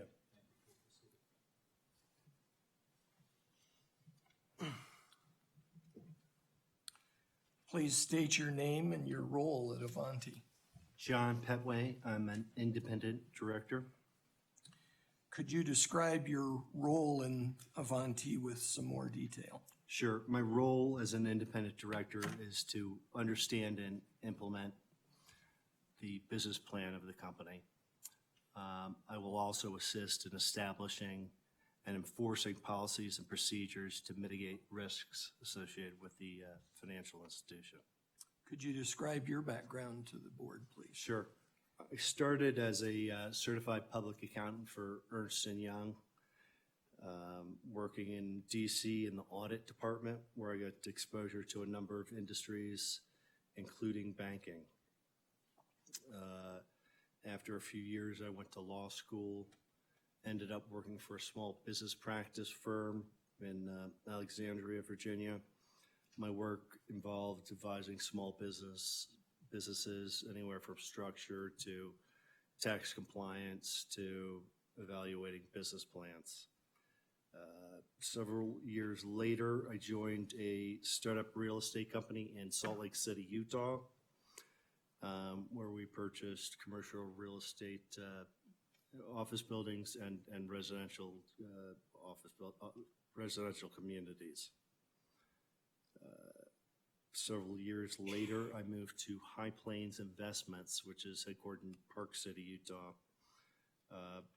High Plains had a bigger portfolio, and over the years, I was probably involved in roughly 30 venture capital transactions in a wide variety of industries. Over those years, I would estimate that I was on the board of somewhere between 15 and 20 different companies, including 2 publicly traded companies, Overstock.com and Eldorado Bank Shares. For the past 5 or 10 years, I've also independently provided services to small businesses, typically evaluating business plans or investment opportunities or helping advise on structure and such. So how did you get involved with Avanti? I represented the seed investor in Avanti, and since January, I've been working with Caitlin, helping her work towards organizing and the initial capital structure of Avanti. I also invested personally in the angel round. So what are your views on how the board is currently functioning? I think the board is functioning very well. We've met multiple times. We've had 2 formal meetings in person, updated weekly. The board's very engaged and supportive of management. I think we're ready to become a bank board. Do you know what your role will be as the audit committee chair? We haven't actually formally divided into committees. It's anticipated with my public accounting experience that I would assume the chair of the audit committee. That said, all members of the directors or all directors are going to participate in all the committees to begin with at this stage. My primary role as the audit director will provide oversight of internal control and audit policy. I'll be involved in engaging the auditors with regard to a minimum of information technology, the Bank Secrecy Act, compliance, and accounting. I know that Zev and Brittany have already been in conversations with several auditing firms, and they've shared those discussions with me, and I fully expect to be actively involved in the final selection process. As a CPA, how does your background assist Avanti? I've got a great appreciation for the importance of internal controls and audit. As a director, I'll do my best to ensure those policies and procedures are implemented and enforced. All the directors are aware of the importance of the alignment between the policies, procedures to internal control and audit, all in order to ensure a safe and sound financial institution. As a member of the board, do you feel like the board's getting sufficient access to information to do its job? I do. I think the board's well-informed, has access to all the information we need to make informed decisions. When additional information is requested, it's promptly provided in a timely manner. Given your prior experience as a director at a bank, do you believe Avanti's board and executives are capable of building and governing a bank that will operate in a safe and sound manner? I do. I believe the management team, along with the board of directors, is more than capable and committed to operate a financial institution that's financially sound and safe and sound. Have you seen anything yet with Avanti that would create a red flag for you as the chairman of the audit committee? No, I have not. Risks are being evaluated, continuously with executive management and board, and appropriate risk mitigation strategies are being developed and implemented. You've had some contact with Brittany Reddy now. Do you think that she's capable of establishing a strong internal audit program? Absolutely. Brittany's established multiple internal control programs. Between her previous banking experience and my background in public accounting, I have no doubt that there'll be an extensive internal control and audit program. Do you believe that Avanti ought to be the recipient of a bank charter in Wyoming? I do. Avanti's board and executive management are knowledgeable, capable, and committed to ensuring that the bank operates in a safe and sound manner with appropriate controls. In my opinion, I've seen or heard nothing that would make me think otherwise. Thank you. Thank you. I just had a quick question. I think it's, in my life, it's been a little unusual for the CEO to sit on the audit committee. I know it's in the beginning stages of it. I'm sorry for To the, separate the CEO from the audit committee. So as I understand, Caitlin's going to be CEO, correct? But will also be on the audit committee. yeah, all members of the board, it's planned Right, initially. I understood that, and I understand it's initially that's gonna happen, but is that something you may change down the road where the CEO is not gonna be on the audit committee? It could be. I'll also note that the board meets in executive session after every meeting. If there was an issue, That's we right. want to discuss among Okay, just the so that's how individual. you're kind of trying to balance it, is that you have the separate board members?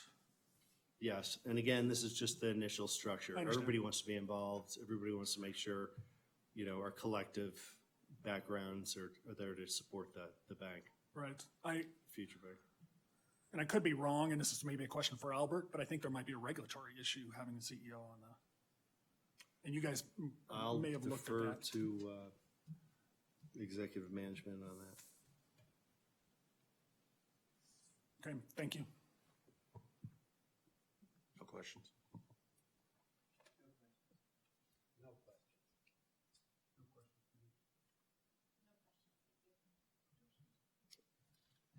Thank you, sir. Mr. Dyckman, are you ready to call your next witness? I am.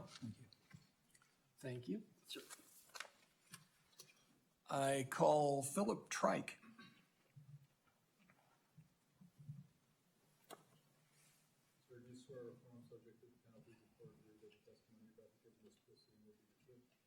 I do. Please state your name and your role at Avanti. Philip Trike, Independent Director. And what's your role as independent director? My role as an independent director is to assist in corporate governance and the implementation of the business plan. This includes the duty to enforce policies and procedures and ensuring they're executed as designed, and assist in directing the bank towards agreed-upon goals and capital structure. Could you give the board your background, please? So I was born and raised in Wyoming. Spent most of my life in Rawlins, graduated from high school there.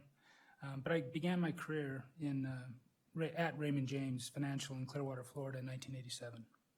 I was hired in the public finance department as an analyst and focused on municipal bond underwritings and debt studies for clients which included Florida counties and cities. You might want to slow down just a little bit. Oh, it's kind of, okay. After nearly 2 years, I relocated to San Francisco and joined Transamerica Corporation.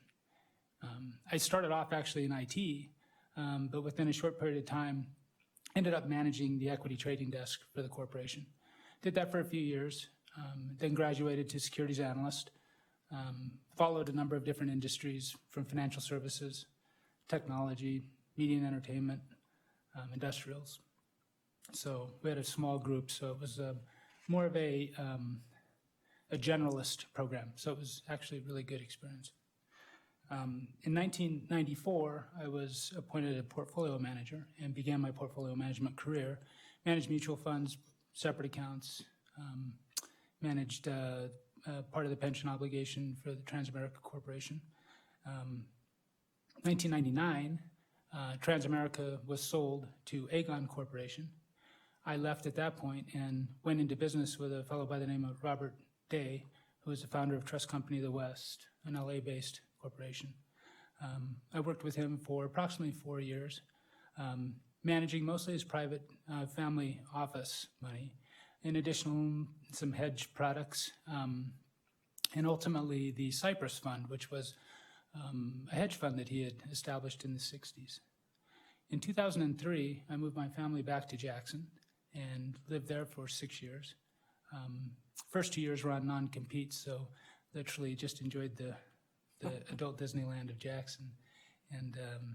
But in 2005, I started an investment management firm that was specializing in tangible assets. So did that for 4 more years before moving back to the Bay Area. Launched a sister product to that fund with the Stevens Investment Management Company back in San Francisco. And that was a fund that was focused on, again, tangible assets, but income streams attached to them, so kind of an income-focused product. And in 2016, I came back to Wyoming. I was with my son, who was visiting the engineering department, looking to do a PhD program. And when I was there, I was called to come over to the College of Business. And so I went over there, and they asked me if I would come back and instruct a class at the student portfolio management program there, which I ended up doing. So after moving back to Laramie, I thought it'd be for a semester, but I've been there ever since, and they'll probably bury me there. The company that I'd started, we merged with Tocqueville Asset Management out in New York. And in 2019, I was approached by the University of Wyoming Foundation to become their chief investment officer and start an internal investment management team inside the foundation, which I did. And at that point, left the partnership that I had formed and gave my interest to my partners. So that's basically the short, long story of me. So how did you first meet Caitlin Long? So Caitlin and I met in the late 90s. Transamerica Corporation used to sponsor a senior golf tournament at Silverado Country Club in Napa County. And my license plates on my vehicle said "Go YO." And apparently she had walked by my car and saw that. And so she was asking around, who's from Wyoming? Because we didn't really know. I didn't realize Caitlin was from Wyoming. I knew that she was an analyst. I followed the insurance industry, although not life insurance, property and casualty. But then we quickly found out that we were, comrades. And so that's where we met, and we've continued a great relationship over the years. We stay in touch. We've almost always talked twice, 3 times a month since I met her. And so it's been a very fruitful relationship and a lot of fun for me. And she was one of my original investors in all the funds that I've done. She was always there. So could you describe the University of Wyoming's investment in Avanti? So the foundation's interest, and as chief investment officer, it was born out of necessity, only because when you look out into the future, I think it's probably pretty clear to most people in this room, if not all, that digital assets are becoming a larger and larger part of the investment spectrum. And so from our standpoint, the necessity is really from the standpoint of custody at the beginning. So we have donors that have given us Bitcoin, Caitlin being one of them. And we've had other donors give us other digital assets. So trying to figure out a qualified custody solution was really paramount in the beginning, because it's over time, I think, that by virtue of the size and the growth and the innovation, these digital assets, especially Bitcoin, will become an asset class that most long-term allocators of capital will need to have in their portfolio. And one reason for that is that you're constantly searching for a diversified portfolio for those assets that are not correlated in traditional manners to the underlying assets you've already invested in. And so I think it's just a natural occurrence. So I approached I approached my investment committee, the board that governs, how we invest our assets. And I said, look, I was speaking with Caitlin, and they know Caitlin. She was on the board a few years back. And she's looking to start one of these speedy banks. And the promise here is that we can be part of the qualified custody solution. We can also help the state, and we can help ourselves. And so I wanted to find out if they would be amenable to making an investment if we could do that. And I first had to approach Caitlin, obviously. And the chairman of the board, Frank Mendocino, agreed with me that we should explore it. So I called Caitlin. I said, would you accept the potential of an investment from the University of Wyoming Foundation? To which she agreed. So I then invited her to our spring board meeting, which was held in Houston in February, and had her present the idea. So when she agreed to do that, we began our due diligence. My internal team and I started calling people, including Commissioner Faulkner and others, to try to figure out, okay, so what does this mean? What's a speedy bank? What's it going to mean for our needs? And what we determined was that it kind of, as an institutional investor, would fit our needs that other entities could not really do at that point in time. So Caitlin came out, she presented, took about 3 hours, and then that was questions and answers. And then she left the room and we debated another hour. And it was a good investment discussion, that there were differing opinions, but in the end, everyone agreed that it would be an interesting and potentially great investment for the university, provided we could come to terms. And what we wanted to do was lead the angel round. And so I approached Caitlin and I said, we would like to invest if we can agree to terms, and we'd like to lead the round. And ultimately, we did do so. Chairman Mendocino required that we hire outside legal counsel, which we did. John Leonard represented us in the negotiation. And so we were hopefully instrumental in helping them raise that angel round. And for that, I was appointed as a board member. Why did you agree to be on the board of Avanti?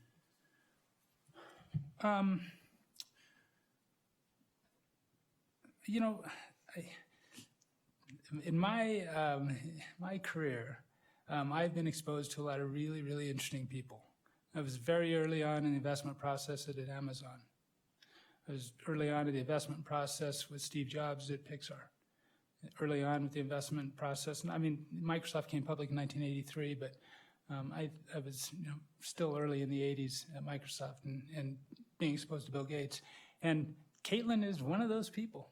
Every time I speak with her or I'm around her for any period of time, I learn something. And so for me, it was a conscious decision that, I want to learn more. And so that drove it. But in addition, the university is leading that as the angel round. We wanted board representation, and it was natural that it would be me. So how's the board at Avanti functioning in your eyes? So we meet frequently. We have relevant discussions. And as you guys know, the world's changing. Just since they started this process, there have been all kinds of changes. And there's all kinds of uncertainty as it relates to new competitors, new forms of competition, new types of competition. And so there's lots of stuff to talk about. And what I have found is that a well-functioning board is generally one that shares information transparently and quickly and doesn't try to hide behind denial of risk.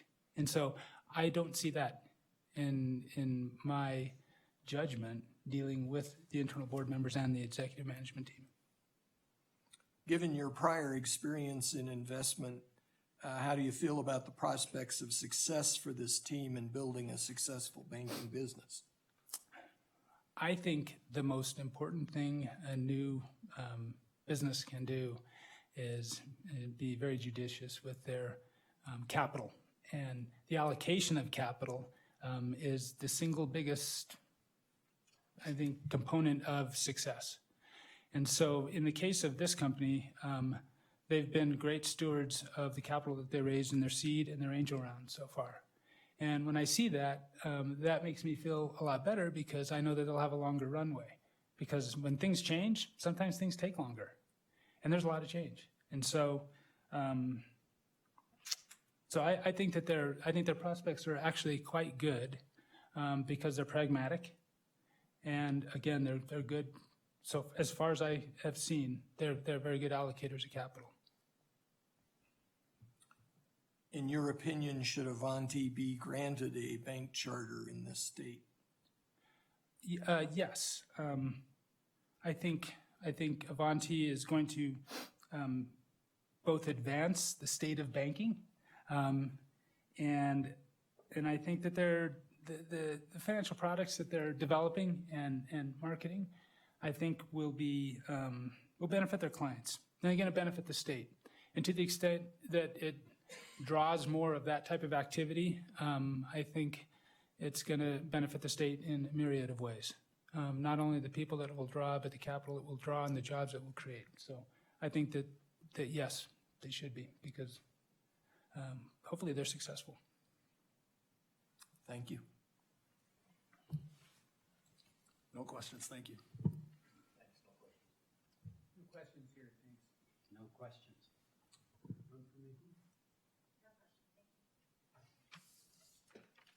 Thank you, sir. Mr. Thank you very Dyckman. much. Next witness is Katie Cox.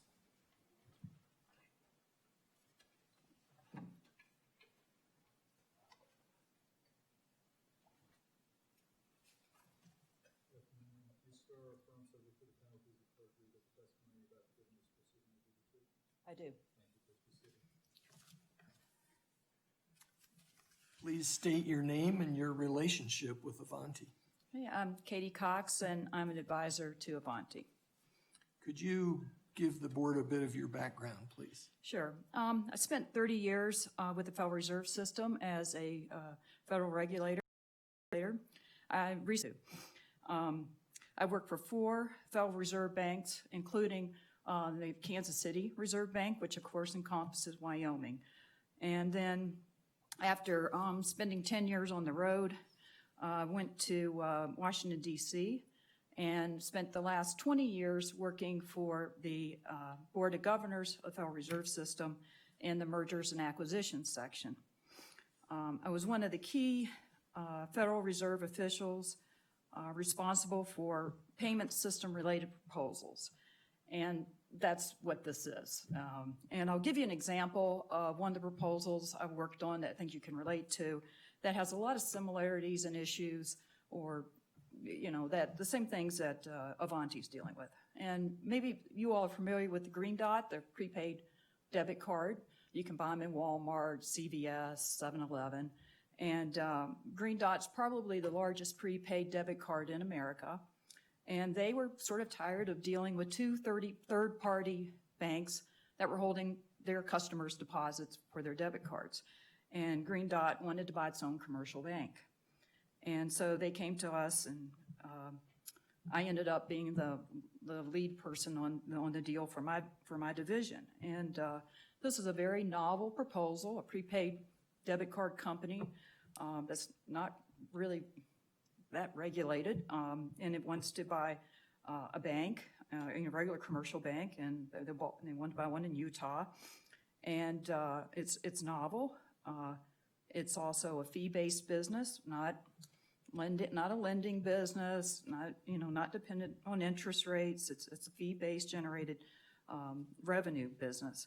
It also is similar to Avanti in that it's risk or operational risk and technology risk, or not interest rate risk or credit risk. So this is a very novel proposal for the Federal Reserve. I got to be the lucky winner to present it to the Board of Governors for a vote. It was controversial. All the governors but one, despite what I thought was a wonderful presentation on my part, voted for the deal, and one of them very much vociferously disagreed with approving the deal, and she dissented and wrote a very long dissent that's on our public website.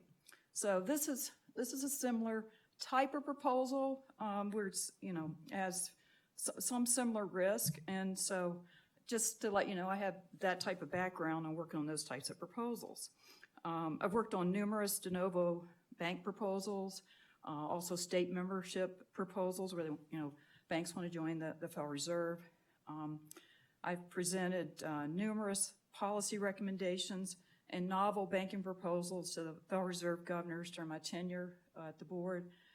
That includes presenting to all the chairs or governors who were going to become a chair, Greenspan, Bernanke, Yellen, and Powell. And for a career federal employee in Washington, D.C., that's kind of the epitome of terror, very, very scary experience to do those types of presentations. But anyway, I have a lot of experience in that area, working on novel proposals or proposals that have policy twists to them.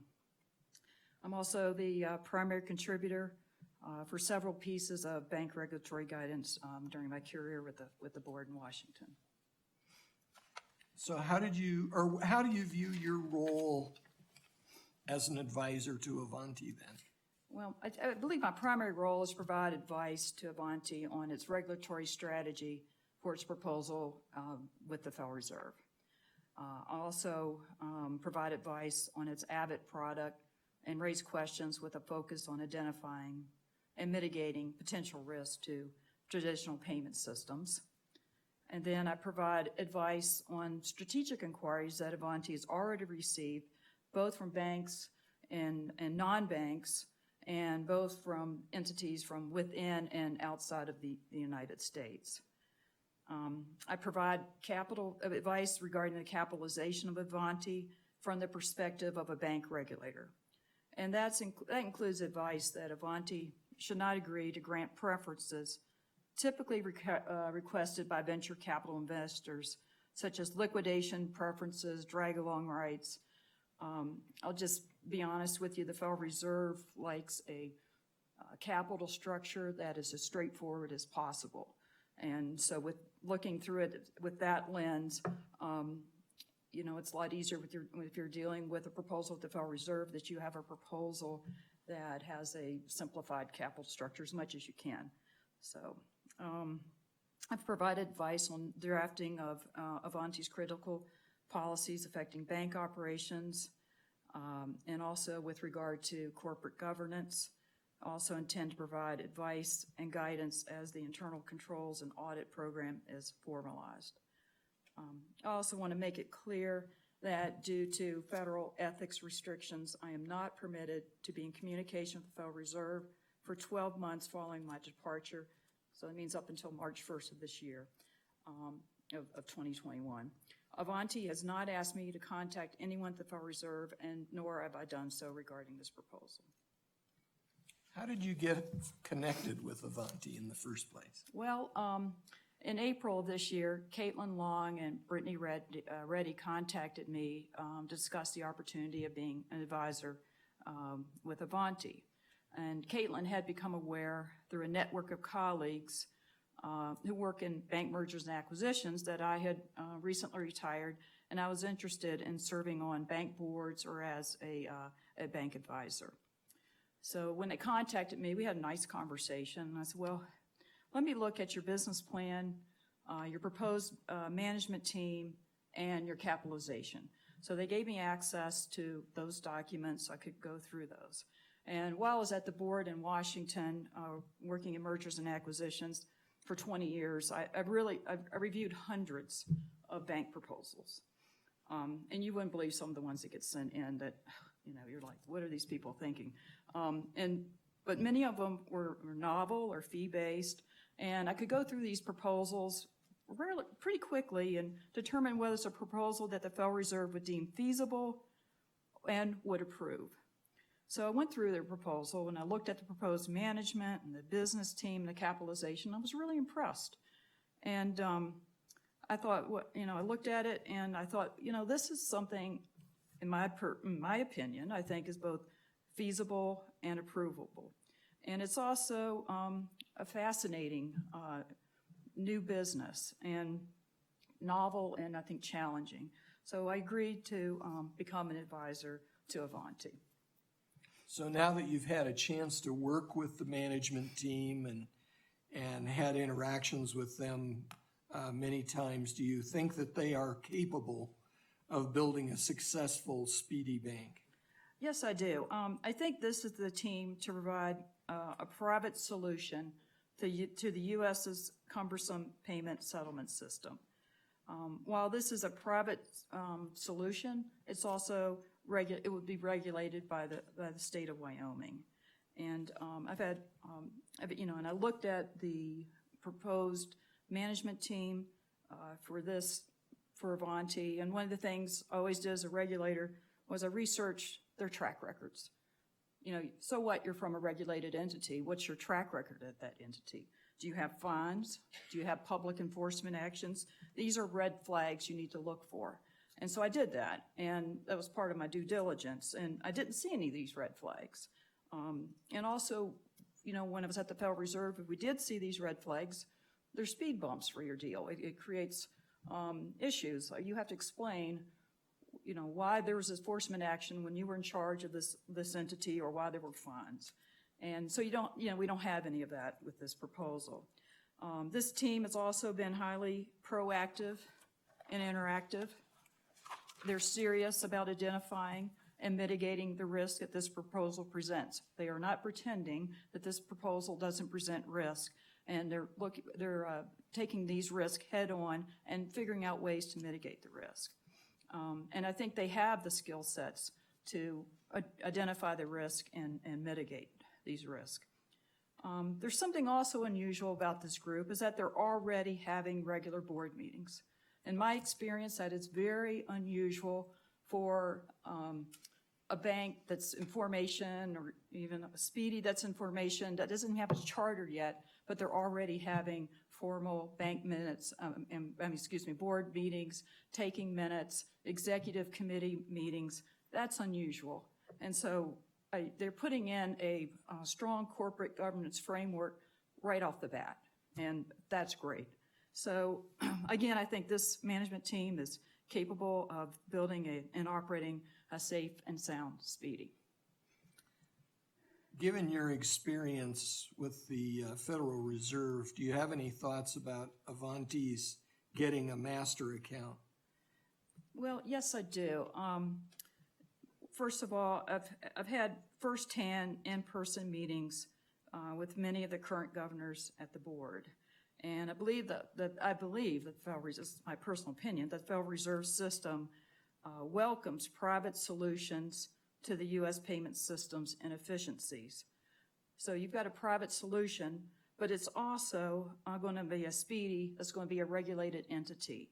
And I commend Wyoming for putting together a legal and regulatory framework for overseeing this type of Speedy. And so I think once the Federal Reserve, and I know they, at least I believe they're, been closely working, or if my understanding, they're closely working with Wyoming and getting an understanding of all the work that's been put in. And so having that type of private solution that goes along with being also a regulated institution, I think that really enhances the chances that the Federal Reserve would support having Avanti get a master account with them.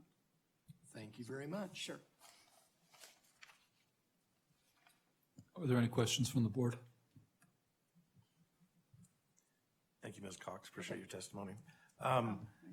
If you had to maybe just say what the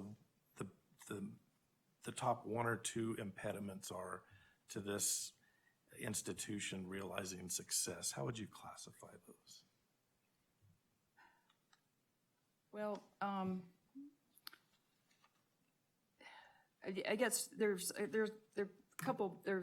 several things I want to do.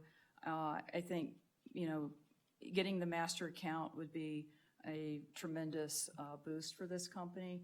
And I don't want to say it's going to be I don't know, I don't want to say difficult, but it'll probably be a little bit longer road with the Federal Reserve to get the Federal Reserve comfortable with granting a master account. This will have to more than likely be considered in Washington and be presented to at least a subset of the governors there for them to consider. And so from my perspective, that's what I think is going to be a challenge, but I don't think it's an insurmountable challenge.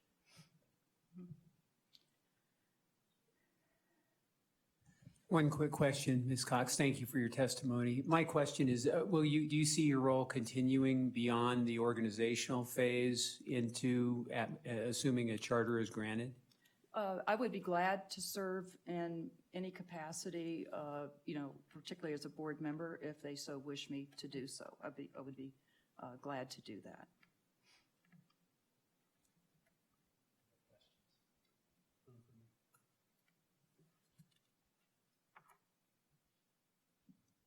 Thank you. Mr. Dyckman, do you have any additional questions for this witness? No, I don't. Thank you. Thank you, Ms. Cox.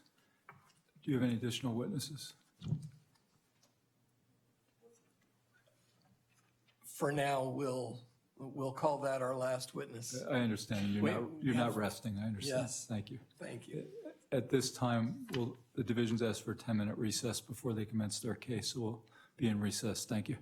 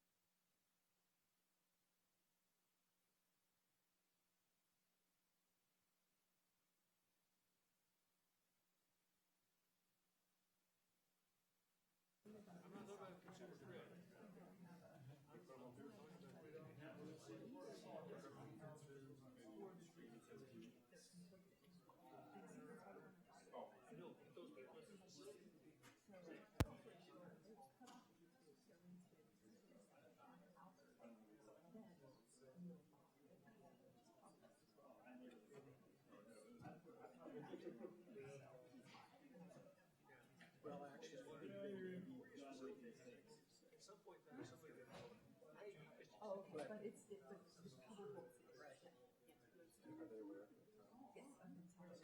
I was telling him I was thinking about this. It depends on what they, say during the executive session.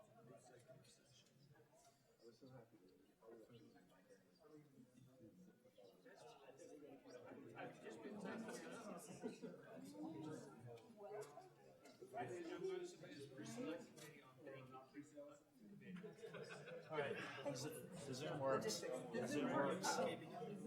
Hey, tell them Phil about it again on Zoom. Just a screenshot. We're ready to go. Yeah. There's a non-sponsoring that it might just fail randomly in terms of testimony.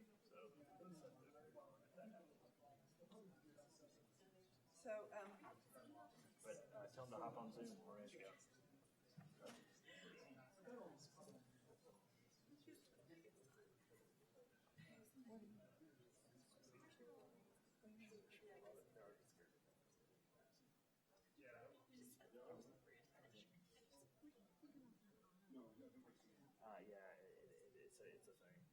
It applies to banks and reverse dollars. No, I'm saying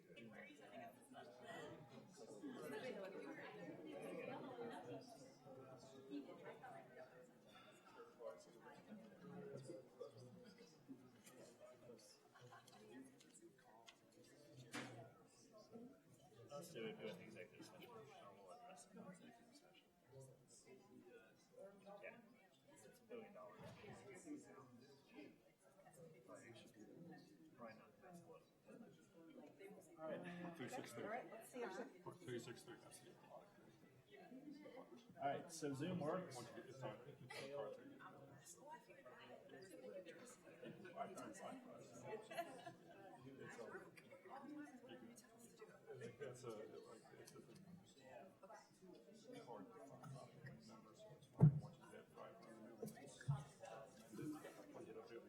Then it's required. And that's traditional. So it's okay. That's why I'm like, I have that. I think we can, in executive session, just be open and honest about your experiences that you have. I get it.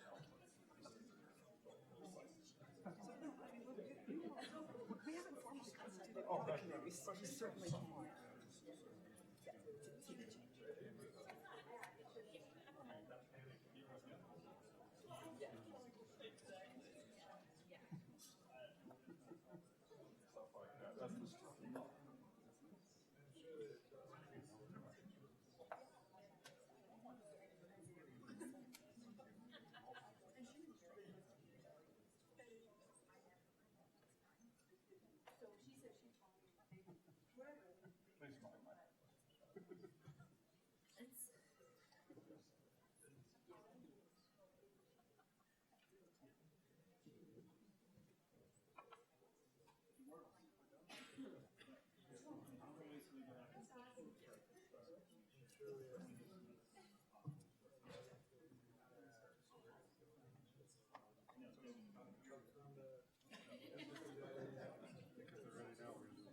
Okay.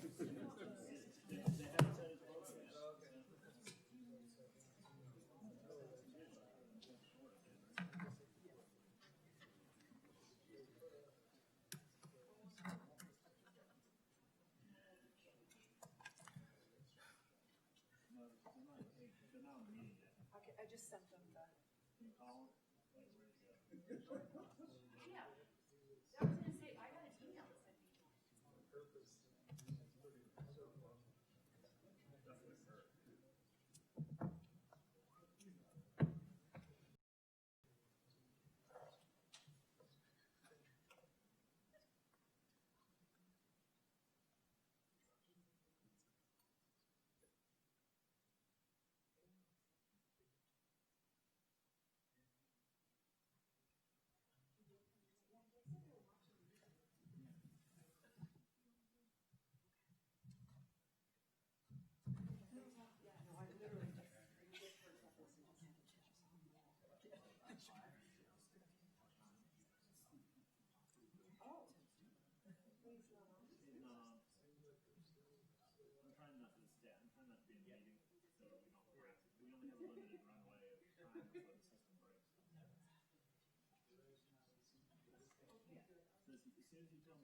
Okay, yep. Neil said he's waiting. He got a message waiting for host to start meeting. Well, he needs to get food and put some stuff again. Okay. Put something in.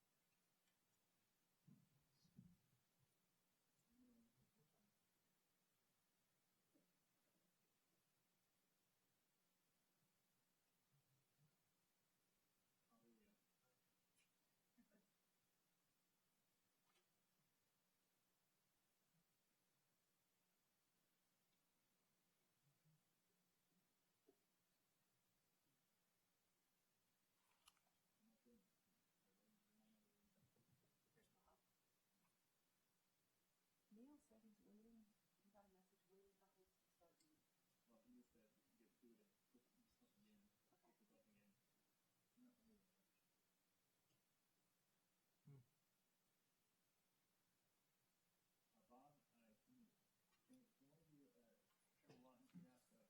Carlin if he can hear us? Bob, can you hear us? We can't hear you. He's on mute.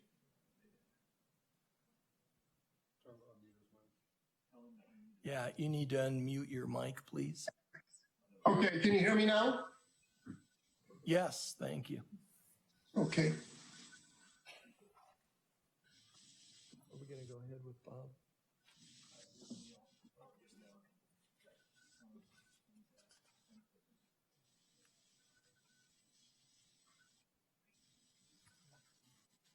All right.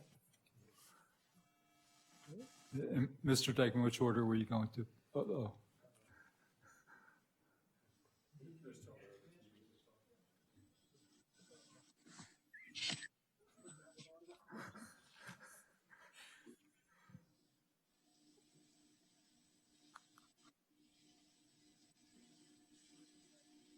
Okay.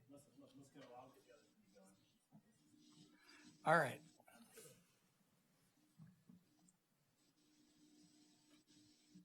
You're going to call both of them as a witness? Yes, Neil Schloss is who I was going to ask a couple questions to first. And Mr. Schloss, could you please raise your right hand? And actually, Mr. Cullinan, could you also please raise your right hand? Do you swear or affirm that the testimony that you're about to give in this proceeding, subject to the penalties of perjury, will be the truth? I do. Neil, you're on mute. Sorry about that. Yes, I do. Thank you both. All right, very good. Thank you, gentlemen, for being here. Neil, could you give your name and your role with Avanti, please? Yeah, Neil M. Schloss, advisor to Avante. Could you please give the board a description of your background? Yeah, my pleasure, and it's great to be here. I wish I could be there in person. I've never been to Wyoming, but look forward to the chance to come visit.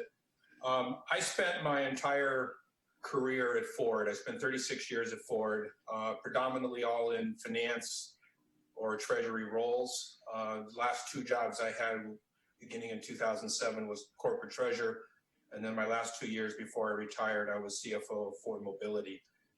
As part of that career and as part of my treasury background, which I spent about 25 years of the 36, in a number of different roles, including banking, cash management, trading, pension and liability management, and risk management and strategy, working my way up to the point where I got my dream job in 2007 when I became corporate treasurer, managed a team of about 300 folks globally. It was the dream job, but in 2007, for those of you who remember, it was the beginning of the financial crisis. It was the beginning of the auto crisis. And I think that the time of 2007 to 2009 will go down, for me anyway, as both a career highlight, but also a career lowlight, dealing with many of the things that the auto industry was dealing with on top of what was going on within the financial markets. I think importantly, as treasurer, I did it for about 10 years.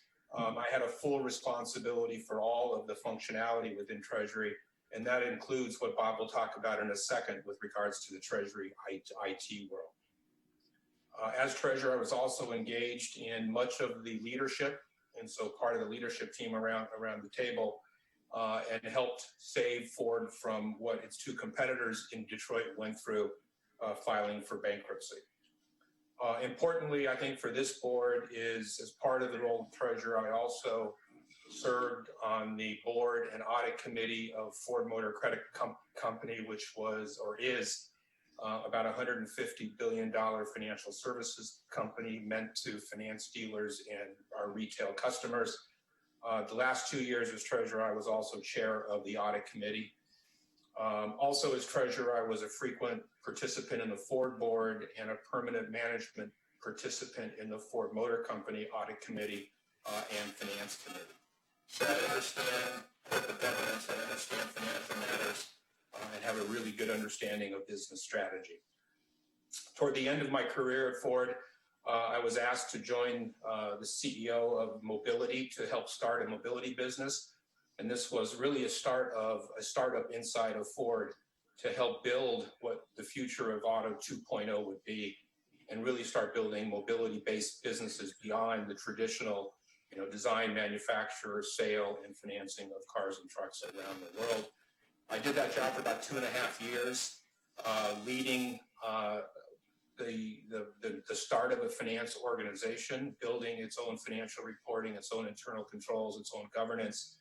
We also bought 4 companies and started several internally as well.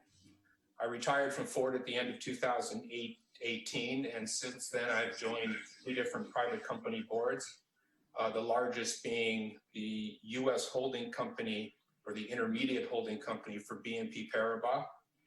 And so I'm frequently involved in learning about the banking business from the other side. I dealt with the capital markets and strategy side frequently as treasurer. Now I'm getting a look at the other side as it relates to banking. In addition to BNP, I'm on 2 startup boards, both Israeli-based, one a cybersecurity company, and another is a venture capital fund. With the BNP role, I'm getting indoctrinated, and I think the way I would describe it is drinking from a fire hose on what bank regulatory environment is for a U.S. bank. I think it's part of it's learning experience for me for sure, but I never really appreciated what was going on behind the scenes at banks from a standpoint of the regulatory environment. And with BNP, the internal holding company or intermediate holding company obviously came about as part of Dodd-Frank. The amount of time and effort that the board spends working with the management team to make sure that the government controls are in place, and continue to be managed. In addition to the board role, I'm also on the IHC audit committee and both the IHC and US risk committees. So that's been, it's an eye-opening experience, it's a learning experience, and I look forward to continuing in that role. And lastly, since retirement, I've created my own advisory firm, basically a single proprietor LLC, to do advisory work very similar to what I'm doing with Avanti. And with that, I will take your questions. So how did you get connected with Avanti? I think it goes back a few years anyway. I think I've known Caitlin now for almost a decade. We met originally when she was part of the Morgan Stanley Pension Advisory Group.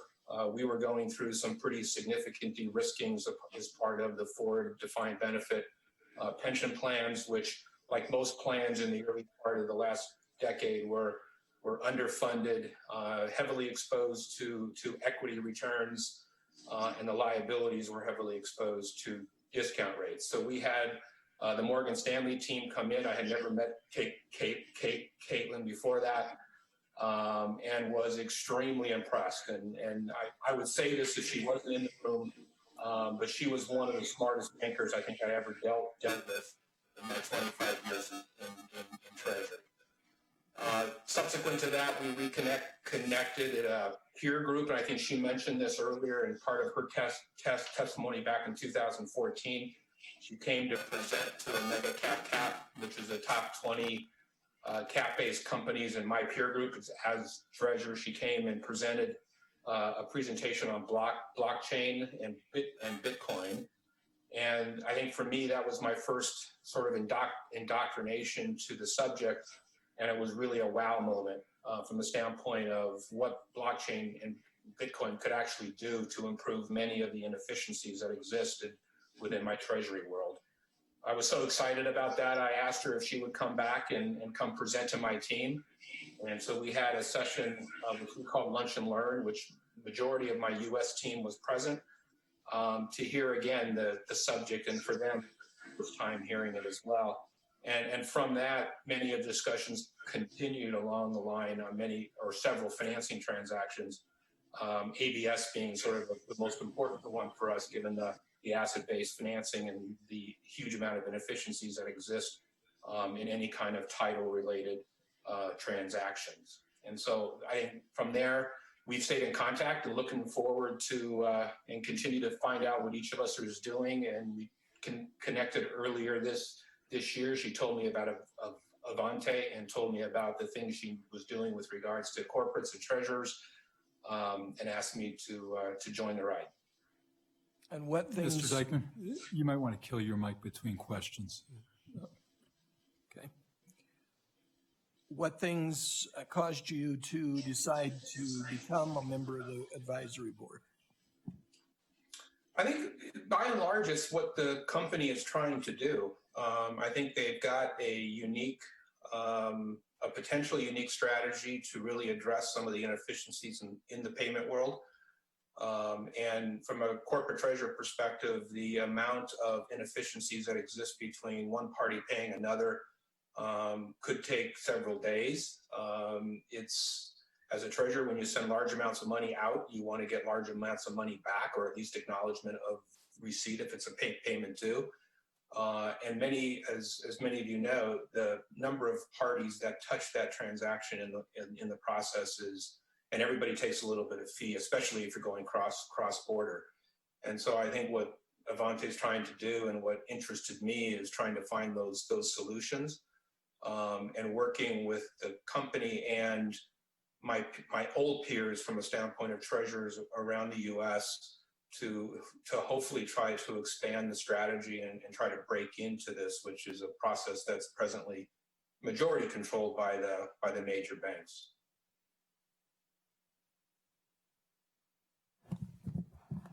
What do you think the barriers are to fixing the problems in the corporate payment system? I think it really relates to what I just said from the standpoint of the large banks are the ones that are facilitating these payments for corporates today. They're built into the ecosystems that treasury systems and payment systems are in. And so it's really going to be getting one or two clients that have some clout to try this out and prove it out, and prove that both the cost reduction that comes with it and the risk reduction that comes with it, as it relates to just overnight exposures, can be proven out and make it efficient. And then jointly with the individual clients, start sowing a stair step. So you start, sort of building as you go, get a couple of them on board, and then I think it'll go off from there. So is that how you think Avante can compete with the large bank providers? Yeah, I'm not sure compete is the right word. I think there's plenty of business to go around. There's going to be a number of parties that participate in this, that are efficient in this, or can be efficient in this. But it really is going to be getting a couple of pretty good sized clients that can put it and put some, effort into selling it to others. Selling it is not the same way, but pushing it toward others. It's getting it integrated into some of the treasury management systems and ecosystems, and Bob can talk more effectively on that. It's really going to be a step. It's going to be getting 1, 2, and then 3 and 4, and working your way through, and you'll get the attention of the bigger guys. And I think they all want to control it, and they will try to control it, but they're going to have trouble when you start getting the efficiencies that I think this could bring. Thank you very much. You mentioned Bob, so Bob, could you please state your name and your relationship with Avanti? You're on mute. There we go, that's better. Good afternoon, my name is Robert Cullivan. My relationship with Avanti is an advisor. And could you please describe your professional background? Certainly. I have about 49 years of experience in the information technology business, both in the automobile business and the captive finance business. I've had executive leadership roles as a director of global treasury, finance and accounting systems, and management information systems. I've had senior level international positions located in the United Kingdom, where I was responsible for application development in the captive finance organization. Had teams in Germany and as well as Spain. I've taken short-term assignments in Brazil and India, Sweden, and United Kingdom as well. I also in my career had a strategic role in automotive worldwide systems planning, where I did work like develop system strategy for emerging markets, and then packaged organizations.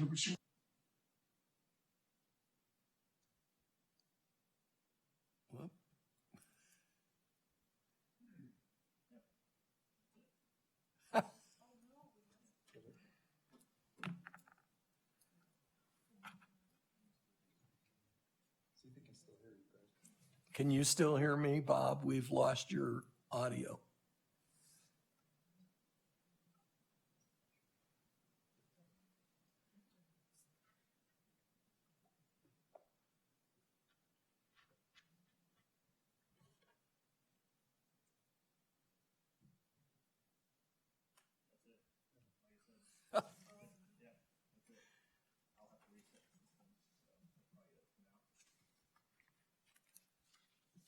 Well, I'll make what we call a proffer of evidence then in court. What he was going to talk about is the interface between an IT product like this and industry, and the big opportunities that he sees in the industrial sector as far as this payment system, and how he's going to assist in trying to get people in similar positions to his own to take a look at the Avanti products. Is the board satisfied with that? Thank you. Now, don't ask me any questions. That's all right. With that, we will rest. Subject to something you may want to present in the event that there's an executive session later. Absolutely. Thank you. Yes, thank you. Mr. Kenny, are you ready to proceed? Thank you.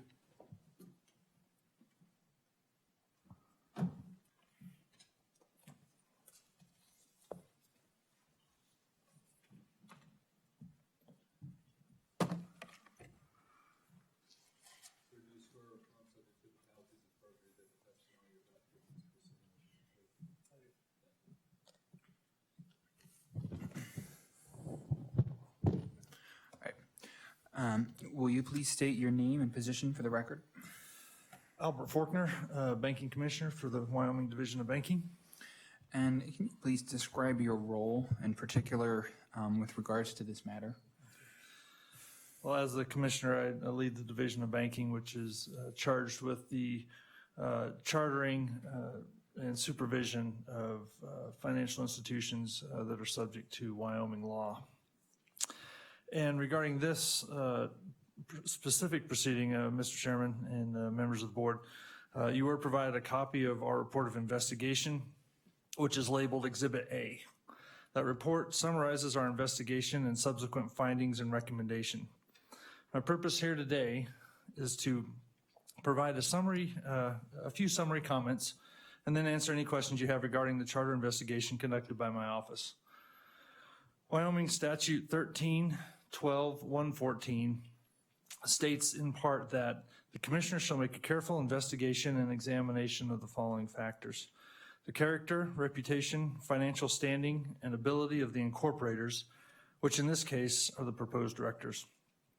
The character, financial responsibility, banking or other financial experience, and business qualifications of those proposed as officers and directors, and the application for a charter, including the adequacy and plausibility of the business plan of the special purpose depository institution, and whether the institution has offered a complete proposal for compliance with the provisions of this chapter, that being Chapter 12 of Title 13. The investigation process for Avanti Financial started informally early this year. This included discussions with Ms. Long about her vision for Avanti and a high-level overview of the proposed business activities. In previous charter hearings, I've noted that the most important factor for a financial institution is its management team. This includes day-to-day operating management and the board of directors. My early discussions with Ms. Long stressed the importance of building a strong management team with the requisite experience needed for the activities the SPDI would be engaging in. In assessing compliance with statutory factors 1 and 2 previously mentioned, we verified, and as you have seen and heard today, that Avanti has built a strong management team, including a slate of independent expert advisors. Another important factor is maintaining the proper capital position. Bank capital performs very important functions. It absorbs losses, promotes public confidence, helps restrict excessive asset growth, and provides protection to depositors. The amount of capital that is being proposed appears to be sufficient for the overall risk profile that Avanti will have during the 3-year de novo period. As you're aware, digital assets pose unique challenges and risks regarding BSA, AML, KYC, and OFAC sanctions compliance. We investigated Avanti's compliance posture and risk management policies regarding BSA, AML compliance. Additionally, the proposed Avid product requires Avanti to have a robust BSA AML program as a network administrator, and we are ensuring that compliance is addressed appropriately there as well. It probably goes without saying, but a sound IT, cybersecurity, information security infrastructure is vital and expected in all areas of financial services. Digital asset custody elevates those expectations even more. Private key management on behalf of a third party requires the highest level of security and controls. And Avanti's proposed Avid requires additional controls around the issuance and burning of tokens. So we have had a number of discussions about that. As our report of investigation indicates, I determined that Avanti Financial Group has adequately met and complied with the statutory factors that my office is charged with investigating. So with that, Mr. Chairman, I'll stand for any questions from the board.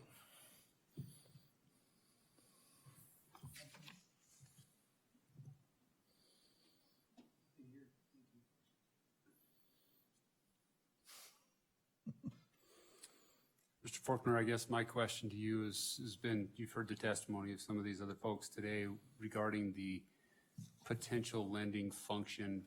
Do you have a level of comfort through your office that that would be in compliance with the legislative direction that was provided?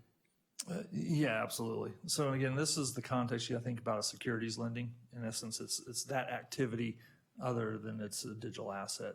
So that would be the closest one. So as I've listened today, yeah, the term lending, and yes, there is an asset being lent out, but for a purpose, and in the securities lending world, it's different than the traditional, whether it's consumer or commercial lending that is done by traditional bank activities. So in this case, the a client of Avanti directs them to effectuate some sort of transaction on their behalf as, in essence, a directed trustee. So that is a non-balance sheet lending activity, and therefore is there's no fiat deposits being lent against, and therefore there is not a that loan is not an asset of Avanti, and so it is in compliance with the statute. And in fact, that's an activity that is authorized as additional activities that fiduciaries can engage in. On another note, I posed a question earlier today regarding CFPB potential redlining when you're kind of identifying a high net worth audience. Do you see or anticipate any scrutiny that might come forth due to the potential target audience that this company has identified? You know what, we're still looking into that. I don't think it's applicable in the sense that the activities that are allowed for consumers on the deposit side, as the law is written, is solely as it relates to custodial activities. So if you remember when the law was first put on the books, it was corporate focused only, commercial clients, and that was structured to be. So if you're a company, a business, didn't matter what type, you could have an account with Avanti and all the services that were allowed under the law.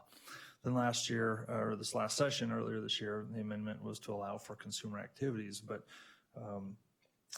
if any of you followed that legislative process, you know that I did not want it to just be an open door to an alternative non-FDIC insured bank. I mean, if that just was never the total intention of this institution. So we worked to make sure that what the demand was those individuals who wanted to work with an exchange that may be under an SPDI charter, an affiliate maybe did, and as we heard from the Kraken hearing a few months ago, that was sort of the target. So those activities are still limited to, in essence, on and off ramp to custodial activities. Those individuals cannot, the way the law is written, have full banking services.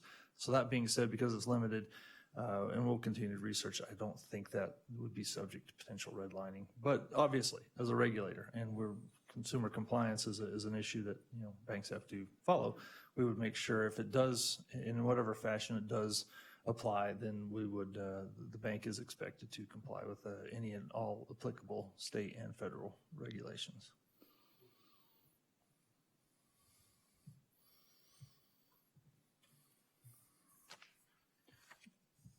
I have no further questions. Mr. Dykeman, did you have any inquiry of Commissioner Faulkner? Thank you. No, thank you. And that concludes the division's case? Yes, that does conclude the division's case. Thank you. So now we will go into executive session. We probably want a motion. Oh, you need a motion for that? I'll entertain a motion to go into executive session. Mr. Chairman, I'll move that we go into executive session. I'll second. All those in favor signify by saying aye. Aye. And Mr. Opposed? Go ahead. Sorry. Well, I apologize. That's all right, I'm done.